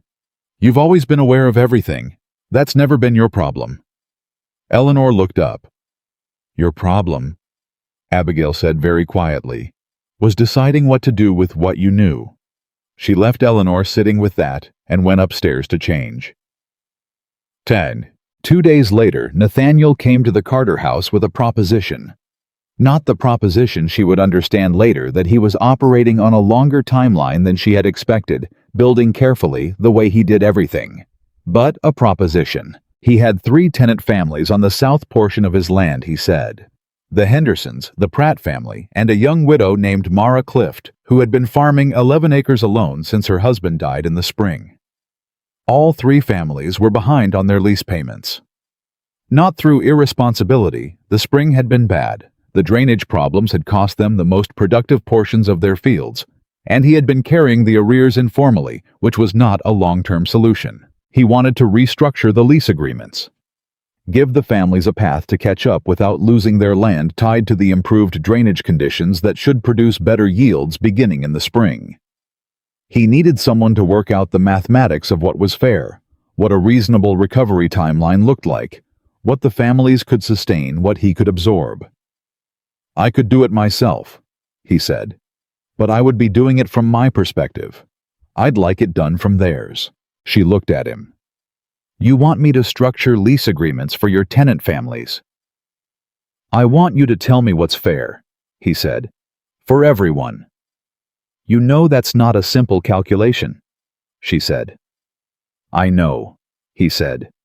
That's why I'm asking you. She thought about the Hendersons. She knew the name, had seen it in the county records, a family with 4 children. She thought about a young widow farming 11 acres alone. She thought about what fair actually meant when the power differential between a landowner and a tenant was wide enough to drive a cart through. Give me a week, she said. Take 2, he said. 1, she said. I work fast. She worked it turned out faster than she had anticipated, because once she began pulling the relevant records and thinking about the structure of the problem, she found herself entirely absorbed in it. The way she got absorbed in problems that were genuinely complicated, that rewarded precision. She spent 4 days on the mathematics and 2 days thinking about the human element. The variable that ledgers don't naturally accommodate what a family needs, not just to survive, but to believe that surviving is worth the effort. On the 5th day, she rode to the Henderson farm. She had not told Nathaniel she was going. She had thought about it and decided she needed to understand the situation directly, not through a second account. She needed to hear from the families themselves what was workable and what was not. Thomas Henderson was a large, weathered man in his 50s who had been farming that land for 22 years and had the particular dignity of a man who has worked hard all his life and is not accustomed to receiving visitors who treat that work as worth discussing. He was suspicious of her. At first, she was a young woman from the county's social class arriving at his door with a ledger, and she did not blame him for the suspicion. She sat at his kitchen table and laid out the numbers and asked him what he thought. He was quiet for a long time. Then he said, "Nobody's ever asked me what I think." "I'm asking," she said. He told her, honestly and specifically, the way people talk when they have been waiting a long time for someone to actually listen. He told her what the spring had cost them. He told her what they could realistically manage in the next 12 months, if the drainage improvements held. He told her about his youngest son, who had been ill, and about the seed costs that had come in higher than expected, and about the particular humiliation of falling behind on a debt to a man whose land you had farmed for 2 decades. She wrote everything down. She asked precise questions. She did not offer false reassurance or perform sympathy. She listened and recorded and clarified the way a person who intends to actually solve a problem does. She spent 3 hours at the Henderson farm. Then she went to the Pratts, and then late afternoon, with the October light going flat, she found her way to Mara Clift's 11 acres. Mara Clift was 31 years old and had the kind of face that has been through something and has come out the other side, not defeated, not hardened, but settled into a form of knowledge that only certain experiences produce. She was in the field when Abigail arrived, actually in the field working, and she came to the fence line with dirt on her hands and looked at Abigail with direct, appraising eyes. "You're the Carter girl," Mara said. "George Carter's daughter." "Yes," Abigail said. "Your father was a decent man," Mara said. "I'm sorry he's gone." "Thank you," Abigail said. "What do you want?" Mara said. Not rudely, just directly. Abigail explained. Mara listened with the same directness, no performance, no softening, just clear-eyed attention. When Abigail finished, Mara said, "What does Brooks get out of a restructured lease?" "Tenant families who can actually farm the land productively," Abigail said, "instead of families too stressed by debt to plant correctly." Mara considered that. "And what do you get out of it?" "The satisfaction of a problem solved correctly," Abigail said. Mara looked at her for a moment. Then she almost smiled. "All right," she said. "What do you need to know?" Huang. The numbers she brought back to Nathaniel 6 days later were the most precise work she had ever done. They accounted for realistic yield projections under the improved drainage conditions, for seed and labor costs at current county prices, for the specific debt loads of each family, and what a sustainable repayment timeline looked like if arrears were converted to extended lease terms rather than cash payments. She had built 3 different models, conservative, moderate, and optimistic, and annotated each with the specific assumptions it rested on. Nathaniel read through all of it at the desk in his study while she sat across from him. He read without interrupting. It took him 20 minutes. When he finished, he looked up. "The moderate model," he said. "That's the right one." "I think so too," she said. "The conservative one leaves the families too little margin for a bad season. The optimistic one assumes drainage improvements that haven't been proven over a full year yet. The moderate one is honest about both." "Mara Clift's 11 acres," he said, looking at a specific page. "You've adjusted her terms differently than the others." "She's farming alone," Abigail said. "One bad season for her means losing everything. The others have household labor that provides some buffer. She doesn't. Her terms need to reflect that asymmetry." He looked at the page for a moment. "You visited the farms," he said. "Yes." I didn't ask you to do that. No, she said. But the numbers don't mean anything without context. I needed to understand what was actually possible before I could calculate what was fair. He set the papers down. He looked at her with that full, direct attention she had come to understand as his natural mode, the way he simply looked at things without the social deflection that most people use to make sustained attention feel less exposed. Abigail, he said, you just did in 6 days what I've been trying to figure out for 2 years. You were thinking about it from the wrong angle, she said. You were thinking about what you could afford to give. I was thinking about what they could realistically build on. That's a better angle, he said. I know, she said. Something about the way she said it, the simple, unadorned confidence of it, without apology, without the habitual softening she had spent years applying to her own certainties, made him look at her with something that was not quite amusement and not quite awe, but somewhere between them. You know, he said, I have had 3 business advisors in the last decade. I have paid each of them considerably. And, she said, not one of them has ever brought me a 3-model analysis with annotated assumptions, he said. They should have, she said. They should have, he agreed.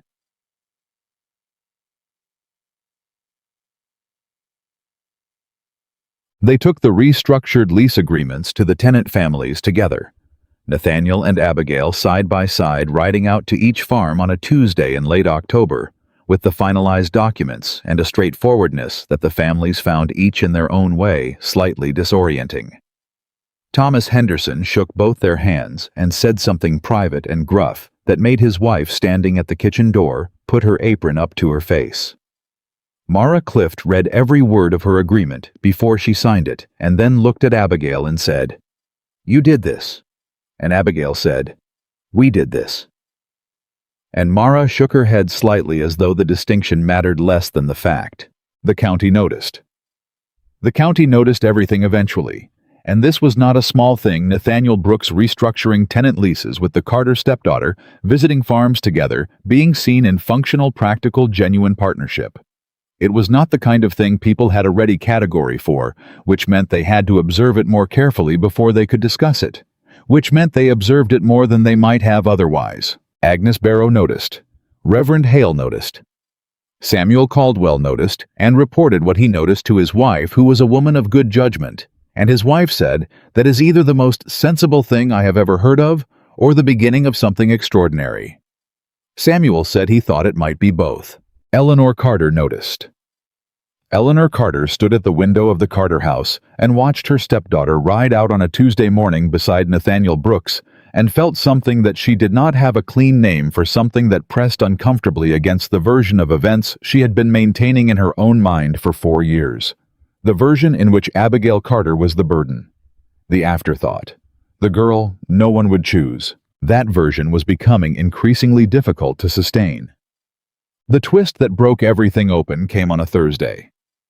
Of course it did, and it came from the last person Abigail had expected. Charlotte.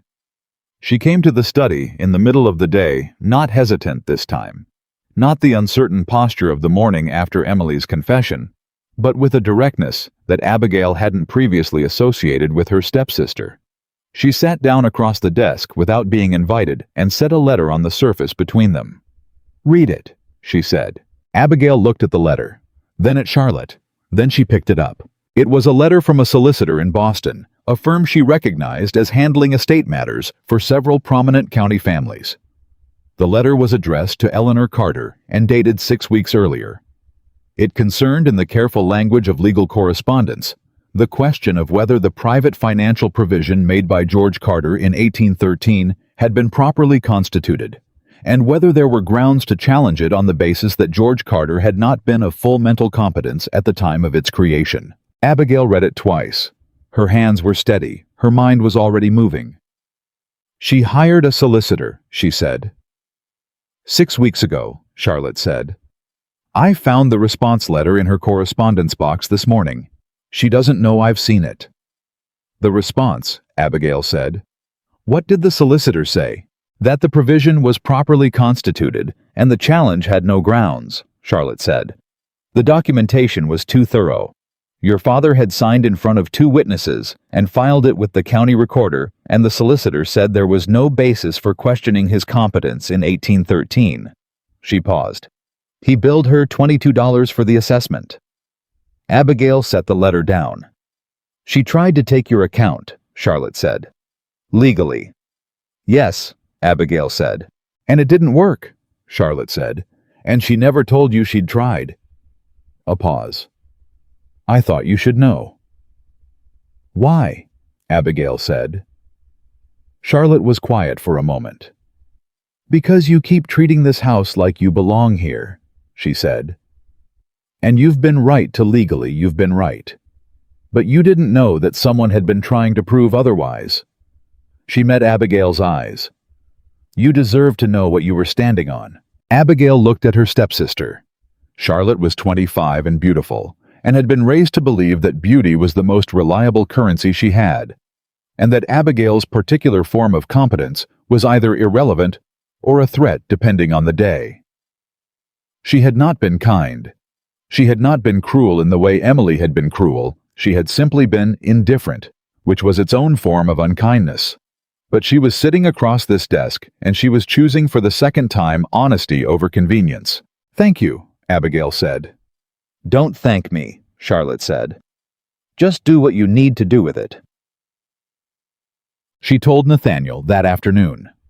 She rode to his property, not the eastern road, not the careful neutral ground of Thursdays, but directly as she had taken to doing now with the ease of a woman who has decided that a particular door is hers to knock on. She told him about the solicitor, the challenge, the response. She told him without drama, with the same calm she brought to all facts, because that was how she had decided to carry this not as a wound, but as information. He listened. When she finished, he said nothing for a moment. Then, she tried to have your father's provision declared invalid. Yes, Abigail said, on the basis that he wasn't competent. Yes, he was quiet in a way that she had learned was not absence, that was something happening, something being processed and turned over and reached into for the right words. Abigail, he said finally, I need to tell you something, and I need you to understand that I am not telling you in order to do something you've already told me not to do.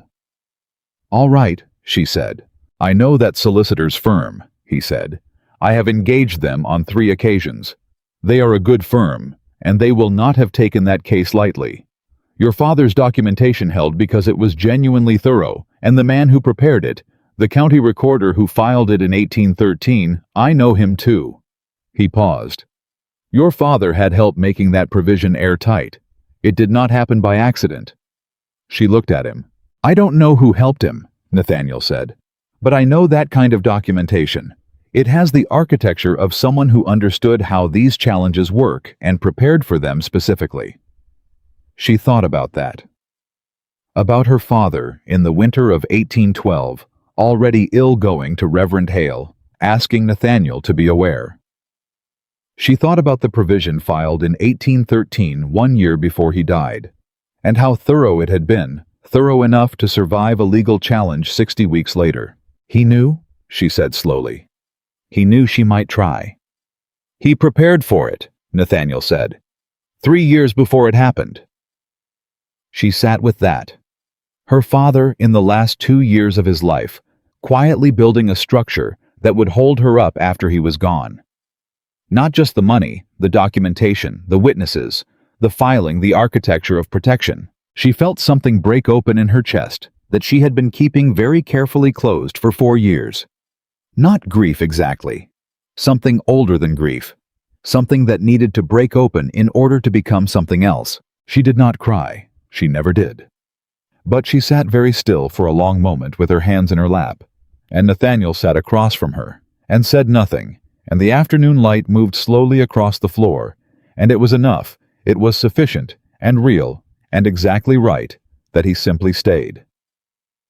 He loved you very much, Nathaniel said quietly.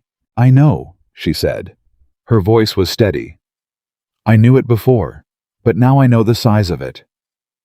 She looked up. He was afraid, not of dying, of what came after. Of what would happen to me when he couldn't. She stopped. He did everything he could, Nathaniel said. He did everything he could. She agreed. A silence settled between them, not the silence of absence, but of presence, the particular fullness of two people sitting with something real. Then Nathaniel said, "I want to take you somewhere, Saturday morning if you're willing." She looked at him. "Your mother's garden," he said. "At the old Carter property, the original farmhouse on the North Road. I know it's been closed since your father moved the family to the current house. I've ridden past it." She went very still. "I've been thinking," he said carefully, "about what belongs to you, what has always belonged to you. And I thought—" He stopped. "I thought you might want to see it." She looked at him for a long time. "Saturday," she said. "Saturday," he said. She rode home in the pale October afternoon and thought about her mother's garden, which she had not seen in 6 years, which had been growing wild and unwatched on the North Road, while she kept accounts in a house that had never been quite hers. She thought about what it meant that he had thought about it, that he had ridden past it and thought of her. She thought about her father building a legal structure to hold her up after he was gone. She thought about a man crossing a ballroom in August because he looked at her and saw someone worth crossing a room for. She went home and set the table for dinner and listened to Emily talk about a dress she was having made, and Charlotte ask about a letter that needed sending, and she was present for all of it, attentive, functional, exactly where she was supposed to be, and underneath all of it, steady and quiet, and absolutely certain she held what she knew. Saturday was coming, and she was ready for whatever it was going to become.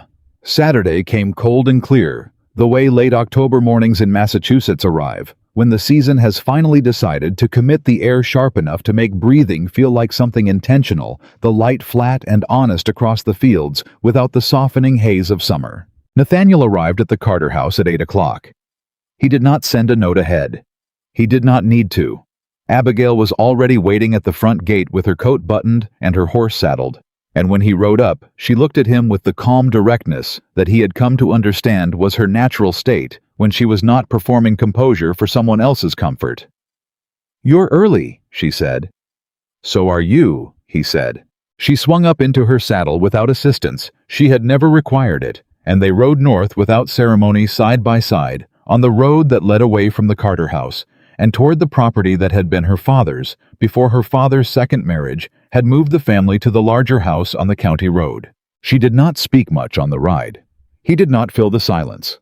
That was one of the things she had come to rely on without quite naming it, the fact that he understood silence as something that did not need to be corrected. The old Carter farmhouse had been closed for 6 years. The land around it had grown in the way that land grows when no one is tending it, not wild, exactly, not ruined, but returned to something more primary.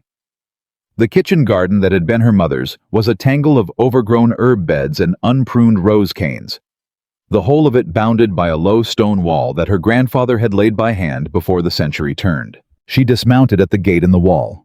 She stood there for a moment with her hand on the latch. "The last time I was here," she said, "my mother was still alive." He said nothing. He stood beside her. "She planted every one of those roses herself," Abigail said. "She used to say that a garden is the only honest record a woman gets to leave, that everything else, her name, her property, her children, gets recorded by someone else, but a garden is hers." She opened the gate and went in. "Bot boy." She walked through the overgrown beds, slowly, not speaking, touching things, the dry woody stems of the rose canes, the gone-to-seed remains of what had been lavender, the stone wall her grandfather had built. Nathaniel walked behind her, not crowding her, giving her the space to be inside whatever this was for her. She stopped at the center of the garden, where there had once been a sundial on a stone pedestal. The sundial was still there, tilted slightly by years of frost, heave its brass face green with age. She turned around. Nathaniel was 6 feet away, watching her with the full, unhurried attention she had come to know, as simply the way he looked at things he cared about. He was holding his hat in both hands. He had taken it off at the gate. She realized she hadn't noticed it at the time, but he had taken it off when she opened the gate, and he had been holding it since. She looked at him. He looked at her. "Ask me," she said. He was quiet for a moment. Then, "I was going to do this differently," he said. "I had considered several approaches. She said, "and I think you would find all of them too managed," he said. Something moved across her face. "Probably," she said. "So I'll just say it," he said. He took one step forward. "I am asking you to marry me. Not because you need protecting, you have made it abundantly clear that you don't. Not because your father asked me to look out for you, that was his request, and this is mine, and they are entirely different things." He held her gaze. "I am asking because you are the most capable, the most honest, and the most genuinely interesting person I have encountered in 40 years of living. And because I am considerably better at everything when you are in the room." She looked at him for a long time. "That last part," she said. "Which part?" "The part about being better when I'm in the room," she said. "That's the truest thing you've said." "I know," he said. "That's why I put it last." She almost smiled. Then, "I have conditions," she said. He blinked, just slightly. "Conditions." "I will manage my own account," she said. "The provision my father made is mine and remains mine separate from any household accounts. That is not negotiable." "Agreed," he said without hesitation. "The tenant lease restructuring stays as I designed it," she said. "I will continue to oversee those accounts for as long as the families need it." "I was hoping you would," he said. "I will not be a decorative wife," she said. "I will work. I will have opinions. I will tell you when I think you're wrong." "You have been telling me when you think I'm wrong since the second Thursday of September," he said. "I have found it consistently useful." She looked at him. He looked back, patient, direct, entirely unintimidated. He was, she thought, genuinely one of the only people she had ever met who was not made smaller by her certainty. He simply received it, the way he received everything she gave him, as though it were real and sufficient, and exactly enough. "Yes," she said. "Yes to the conditions," he said. "Yes to all of it," she said. He let out a breath. She watched it happen, the release of something that had been very carefully held, and it was so human, so unguarded, so unlike the composed steadiness he showed the rest of the world that she felt something in her own chest answer it. He stepped forward and took her hand. Not dramatically, not with performance. Just picked up her hand and held it firmly, warmly, the way a man holds something he intends to keep. "Your mother's garden," he said. "She'd have liked you," Abigail said. "She liked people who didn't waste words." "I'll take that as a considerable compliment," he said. They stood in the overgrown center of her mother's garden for a long time, in the flat October light, not performing anything for anyone. And it was exactly the right size for what it was. Eleanor found out that evening, not from Abigail. Abigail came home changed for dinner, sat at the table and said nothing because she had decided that Eleanor would hear it in good time, and that good time was not before she had held it privately for at least a few hours. But Charlotte had apparently seen them ride out together and had drawn her own conclusions, and Charlotte, in a development that Abigail was still calibrating, had decided that honesty was now her operating principle and had simply told Eleanor at 4 o'clock. Eleanor came to Abigail's room at 7. She did not knock at the usual rhythm, the two quick, precise sounds that announced her arrival with maximum efficiency. She knocked once, and waited and came in when Abigail said to come in, and she stood in the middle of the room with her hands at her sides, in the posture of a woman who has left her composure somewhere and cannot locate it. "Charlotte tells me Mr. Brooks rode with you to the old farmhouse this morning," Eleanor said. "Yes," Abigail said. "And that she believes he asked you to marry him."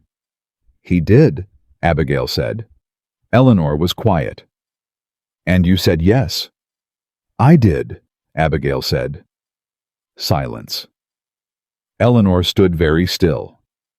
Abigail watched her and waited because she had learned to wait to give people the time they needed to arrive at what they actually meant to say, rather than filling the space with something that would require managing later. I owe you an accounting, Eleanor said finally. Abigail said nothing. I have not been... Eleanor stopped, started again. I told myself for 4 years that I was realistic, that I was managing your expectations in a way your father never did, because your father loved you too well to see you clearly. She paused.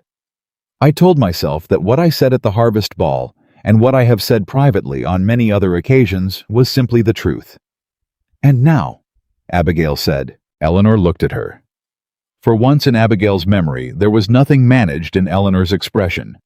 Just a woman standing in a room with the full weight of something she had to say and no comfortable way to say it. Now I think, Eleanor said carefully, that I confused my inability to see you with your inability to be seen. She paused. Those are not the same thing. I understand that now. I should have understood it sooner. The room was very quiet. I'm not asking for forgiveness, Eleanor said. I'm not sure I've earned the right to ask for that. No. Abigail agreed. Not yet. Eleanor absorbed this. She nodded once, a real nod, not the social kind. I know, she said. She turned to leave. At the door she stopped.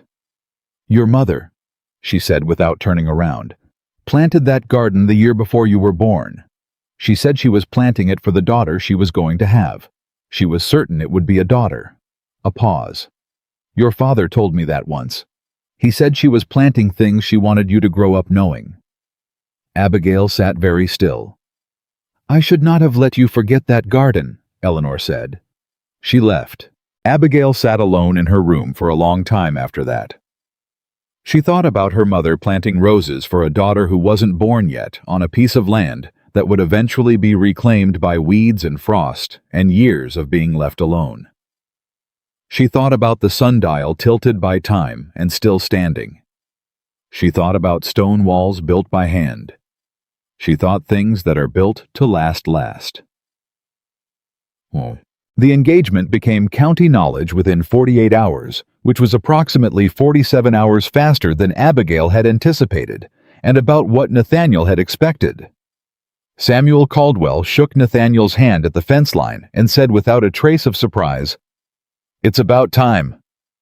Reverend Hale received the news with the quiet satisfaction of a man who has been holding a private hope for a long time and has just been permitted to set it down. Agnes Barrow said in the general store in front of 4 witnesses that Nathaniel Brooks had more sense than any man in the county, and that she had said so all along, which was not entirely accurate, but was entirely Agnes Barrow. The reactions that Abigail had not anticipated came from the tenant families. Mara Clift rode to the Carter house on a Monday morning, rode herself alone 11 acres of farmland behind her, and a winter ahead of her, and asked to speak to Abigail. She stood in the front hall and said without preamble, I heard you're going to marry Mr. Brooks. Yes, Abigail said. Good, Mara said. I wanted to say what you did with the lease. Nobody has ever... She stopped. I've been farming that land for 3 years alone. I've spoken to Mr. Brooks directly, and he's a fair man. But he looked at me and saw a widow behind on her payments. You looked at me and saw what I could do.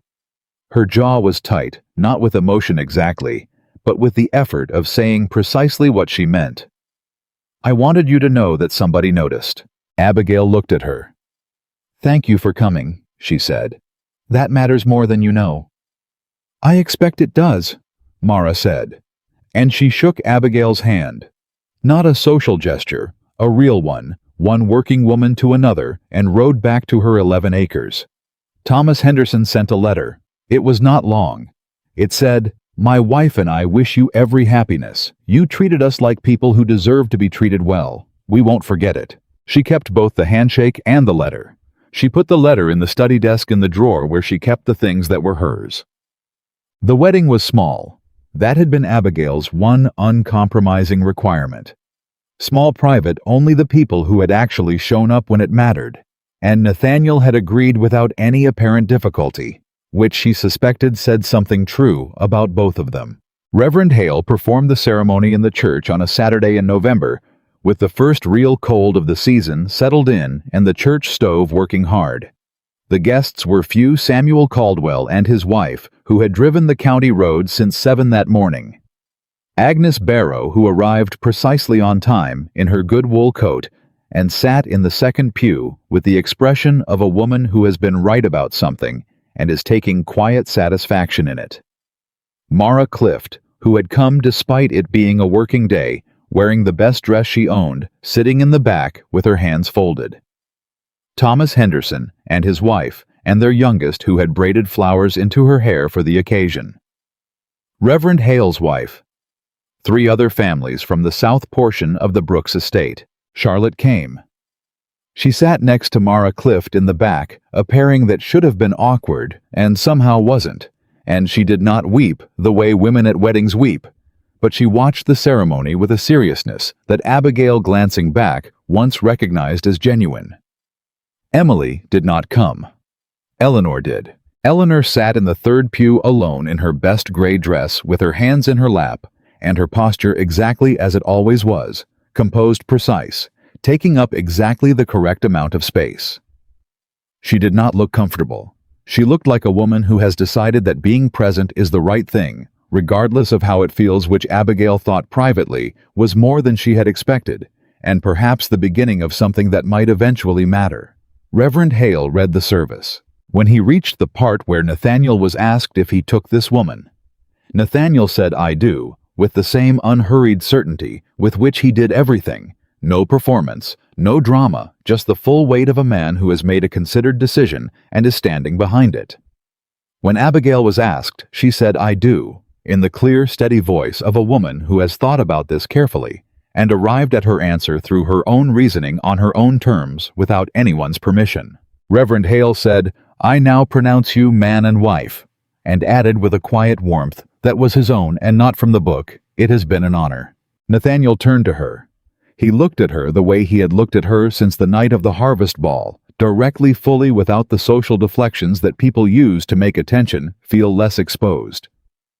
He took her face in both hands carefully and kissed her with the same unhurried precision with which he laid drainage tiles and read agricultural correspondence and listened to her talk about clay subsoil layers on an October road. From the second pew, Agnes Barrow made a small sound of approval that echoed in the stone church like a benediction. The first winter of their marriage was the hardest and the best. The Southfield's drainage, held through the freeze, held exactly as Abigail had calculated it would, and the soil conditions going into spring planting were the best Nathaniel had seen in 3 years.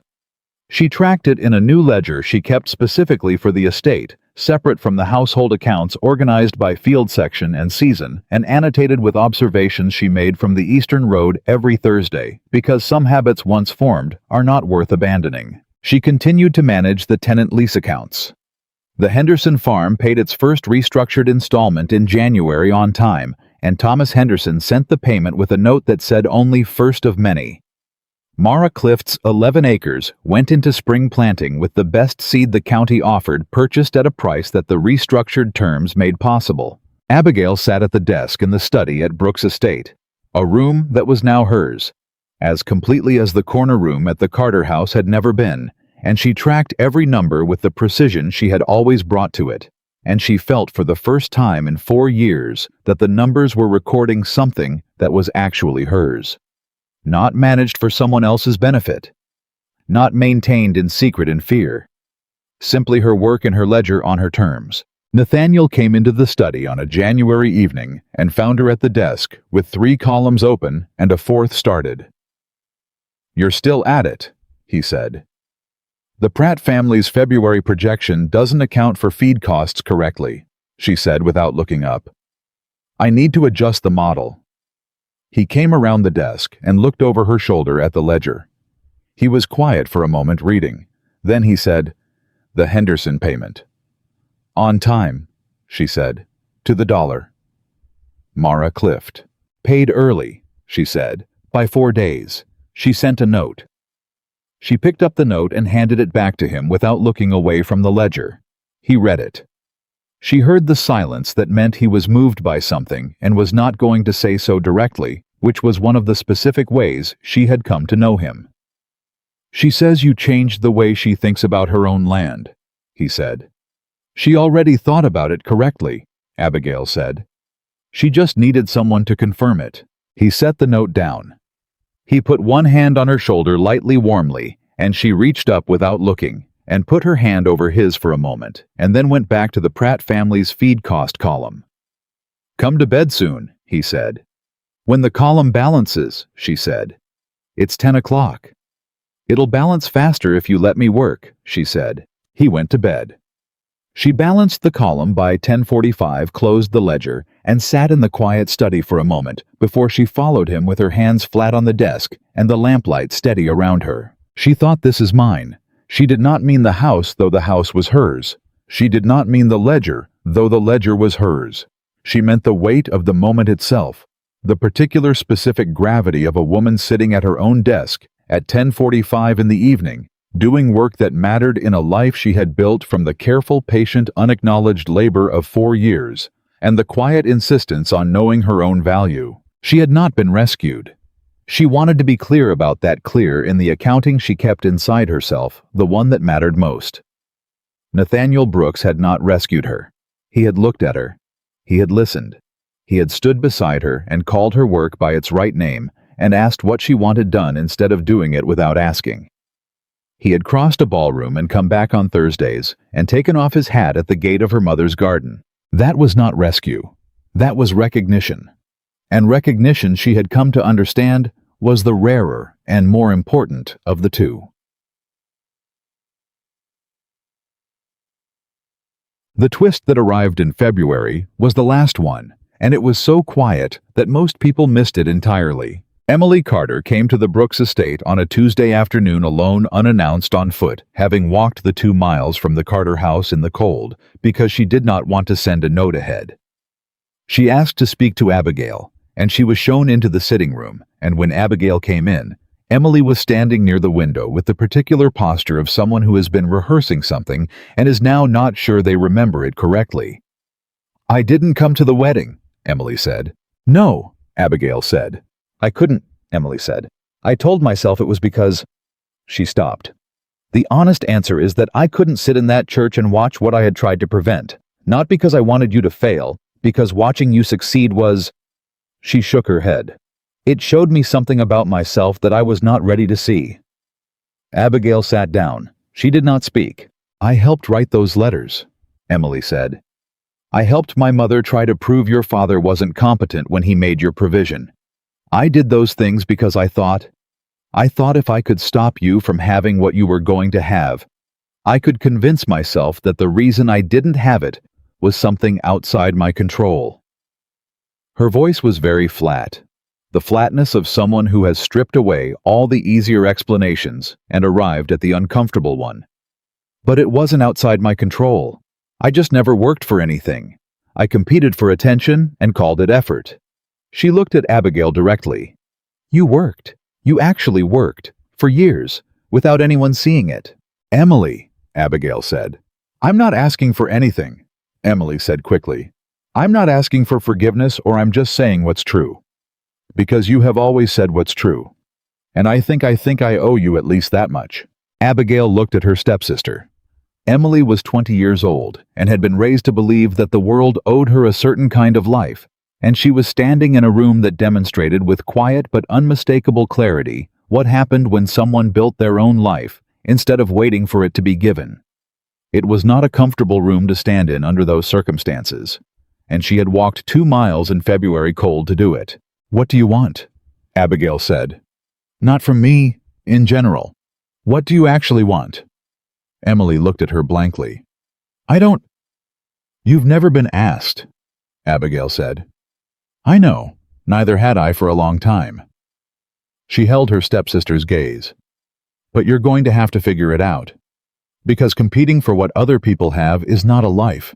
It's just a very exhausting way to stand still." Emily was quiet for a long time. Then she said, "I don't know what I want." That, Abigail said, is an honest answer. It's a better starting place than you think. Emily left 2 hours later, and what had passed between them was not forgiveness. Not exactly.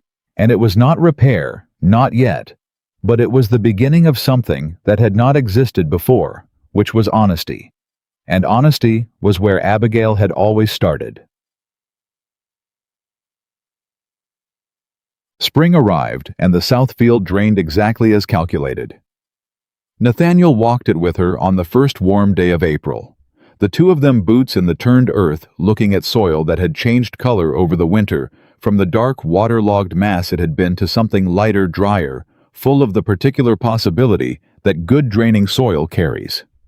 The field that had lost 2 seasons was ready to plant. He stopped at the south edge where the change was most visible. He looked at it for a long time. 18 inches deep, he said. 8-foot spacing. Perpendicular to the slope, she said. Perpendicular to the slope, he agreed. He turned to look at her. She was looking at the field with the focused attention she always brought to things she had calculated, checking the outcome against the prediction, confirming the model held. You were right, he said. I knew I was right, she said. I needed the evidence. He looked at her. Is it satisfying when the evidence arrives? She thought about that. She thought about Thomas Henderson's note, first of many. She thought about Mara Clift's handshake in the front hallway. She thought about Reverend Hale's face when he said it has been an honor. She thought about Agnes Barrow in the general store saying you have your father's spine. She thought about a man crossing a ballroom in August because he looked at her and made a decision. She thought about her mother planting roses for a daughter who wasn't born yet. Yes, she said. It's the best feeling there is. He reached over and took her hand.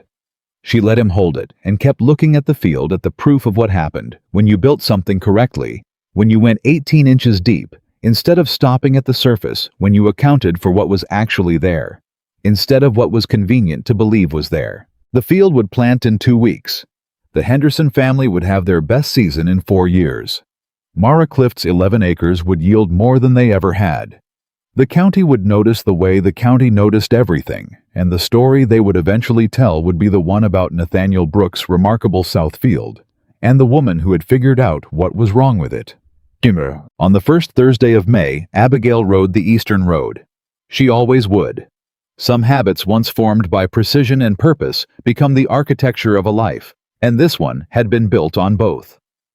She rode at her usual time, at her usual pace, and she stopped at the top of the rise, where the field lay below her green now, and planted the evidence of careful work made visible in the even rows that ran perpendicular to the slope. She sat there for a while, not calculating, not analyzing, just looking at something she had helped build from the outside, the way you look at a thing when you finally have permission to be proud of it.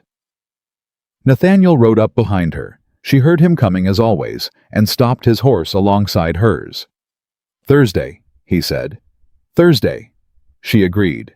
They sat side by side on the road above the field in the May morning, and said nothing for a while.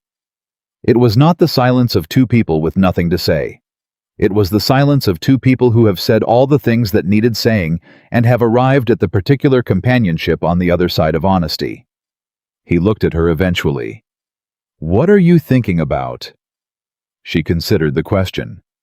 The Pratt family's fall projections, she said. And my mother's roses. That's quite a range, he said. I contain multitudes, she said. He almost laughed the real laugh, the one she had earned in full, now that she had first heard in the study, when she told him he was thinking about the tenant problem from the wrong angle. She had come to love that laugh with the specific love reserved for things that are unperformed and irreplaceable. The roses, he said. We should restore the garden.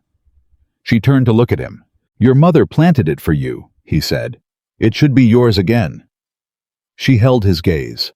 Something moved in her chest. Not grief, not longing, but the particular fullness of someone who has been returned. Something they did not know they were still missing. Yes, she said. We should. They rode back towards home together, down the road that had been theirs since August in the county, that had finally begun to understand what it had always had in Abigail Carter, not the gray-dressed stepdaughter standing alone by the window, not the woman no one would choose, not the invisible one with the ledger and the borrowed seat at a table that was never quite hers, but the woman who had always been there, precise and capable and honest and patient, beyond what anyone had deserved of her. The woman who had stood in that crowded ballroom after the cruelest words anyone had said to her, and had straightened her spine, and had refused absolutely and without drama to let anyone take the one thing that had always been entirely her own: her dignity. She had kept it through 4 years of careful invisibility. She had kept it through letters and solicitors and a stepmother who had never learned to see her. She had kept it in the general store and on the Eastern Road and in the study of a house that hadn't been hers, and she had brought it intact into a life that was. Nathaniel Brooks had not given it to her. She had kept it herself. He had simply been the first person in 4 years with the clarity to recognize it, and the character to walk across a room and say so. That was the whole of it. And the whole of it was everything. The world had finally seen Abigail Carter. But Abigail Carter had always known exactly who she was, and she had never, not once, not even in the hardest of those long and quiet years, let herself forget it.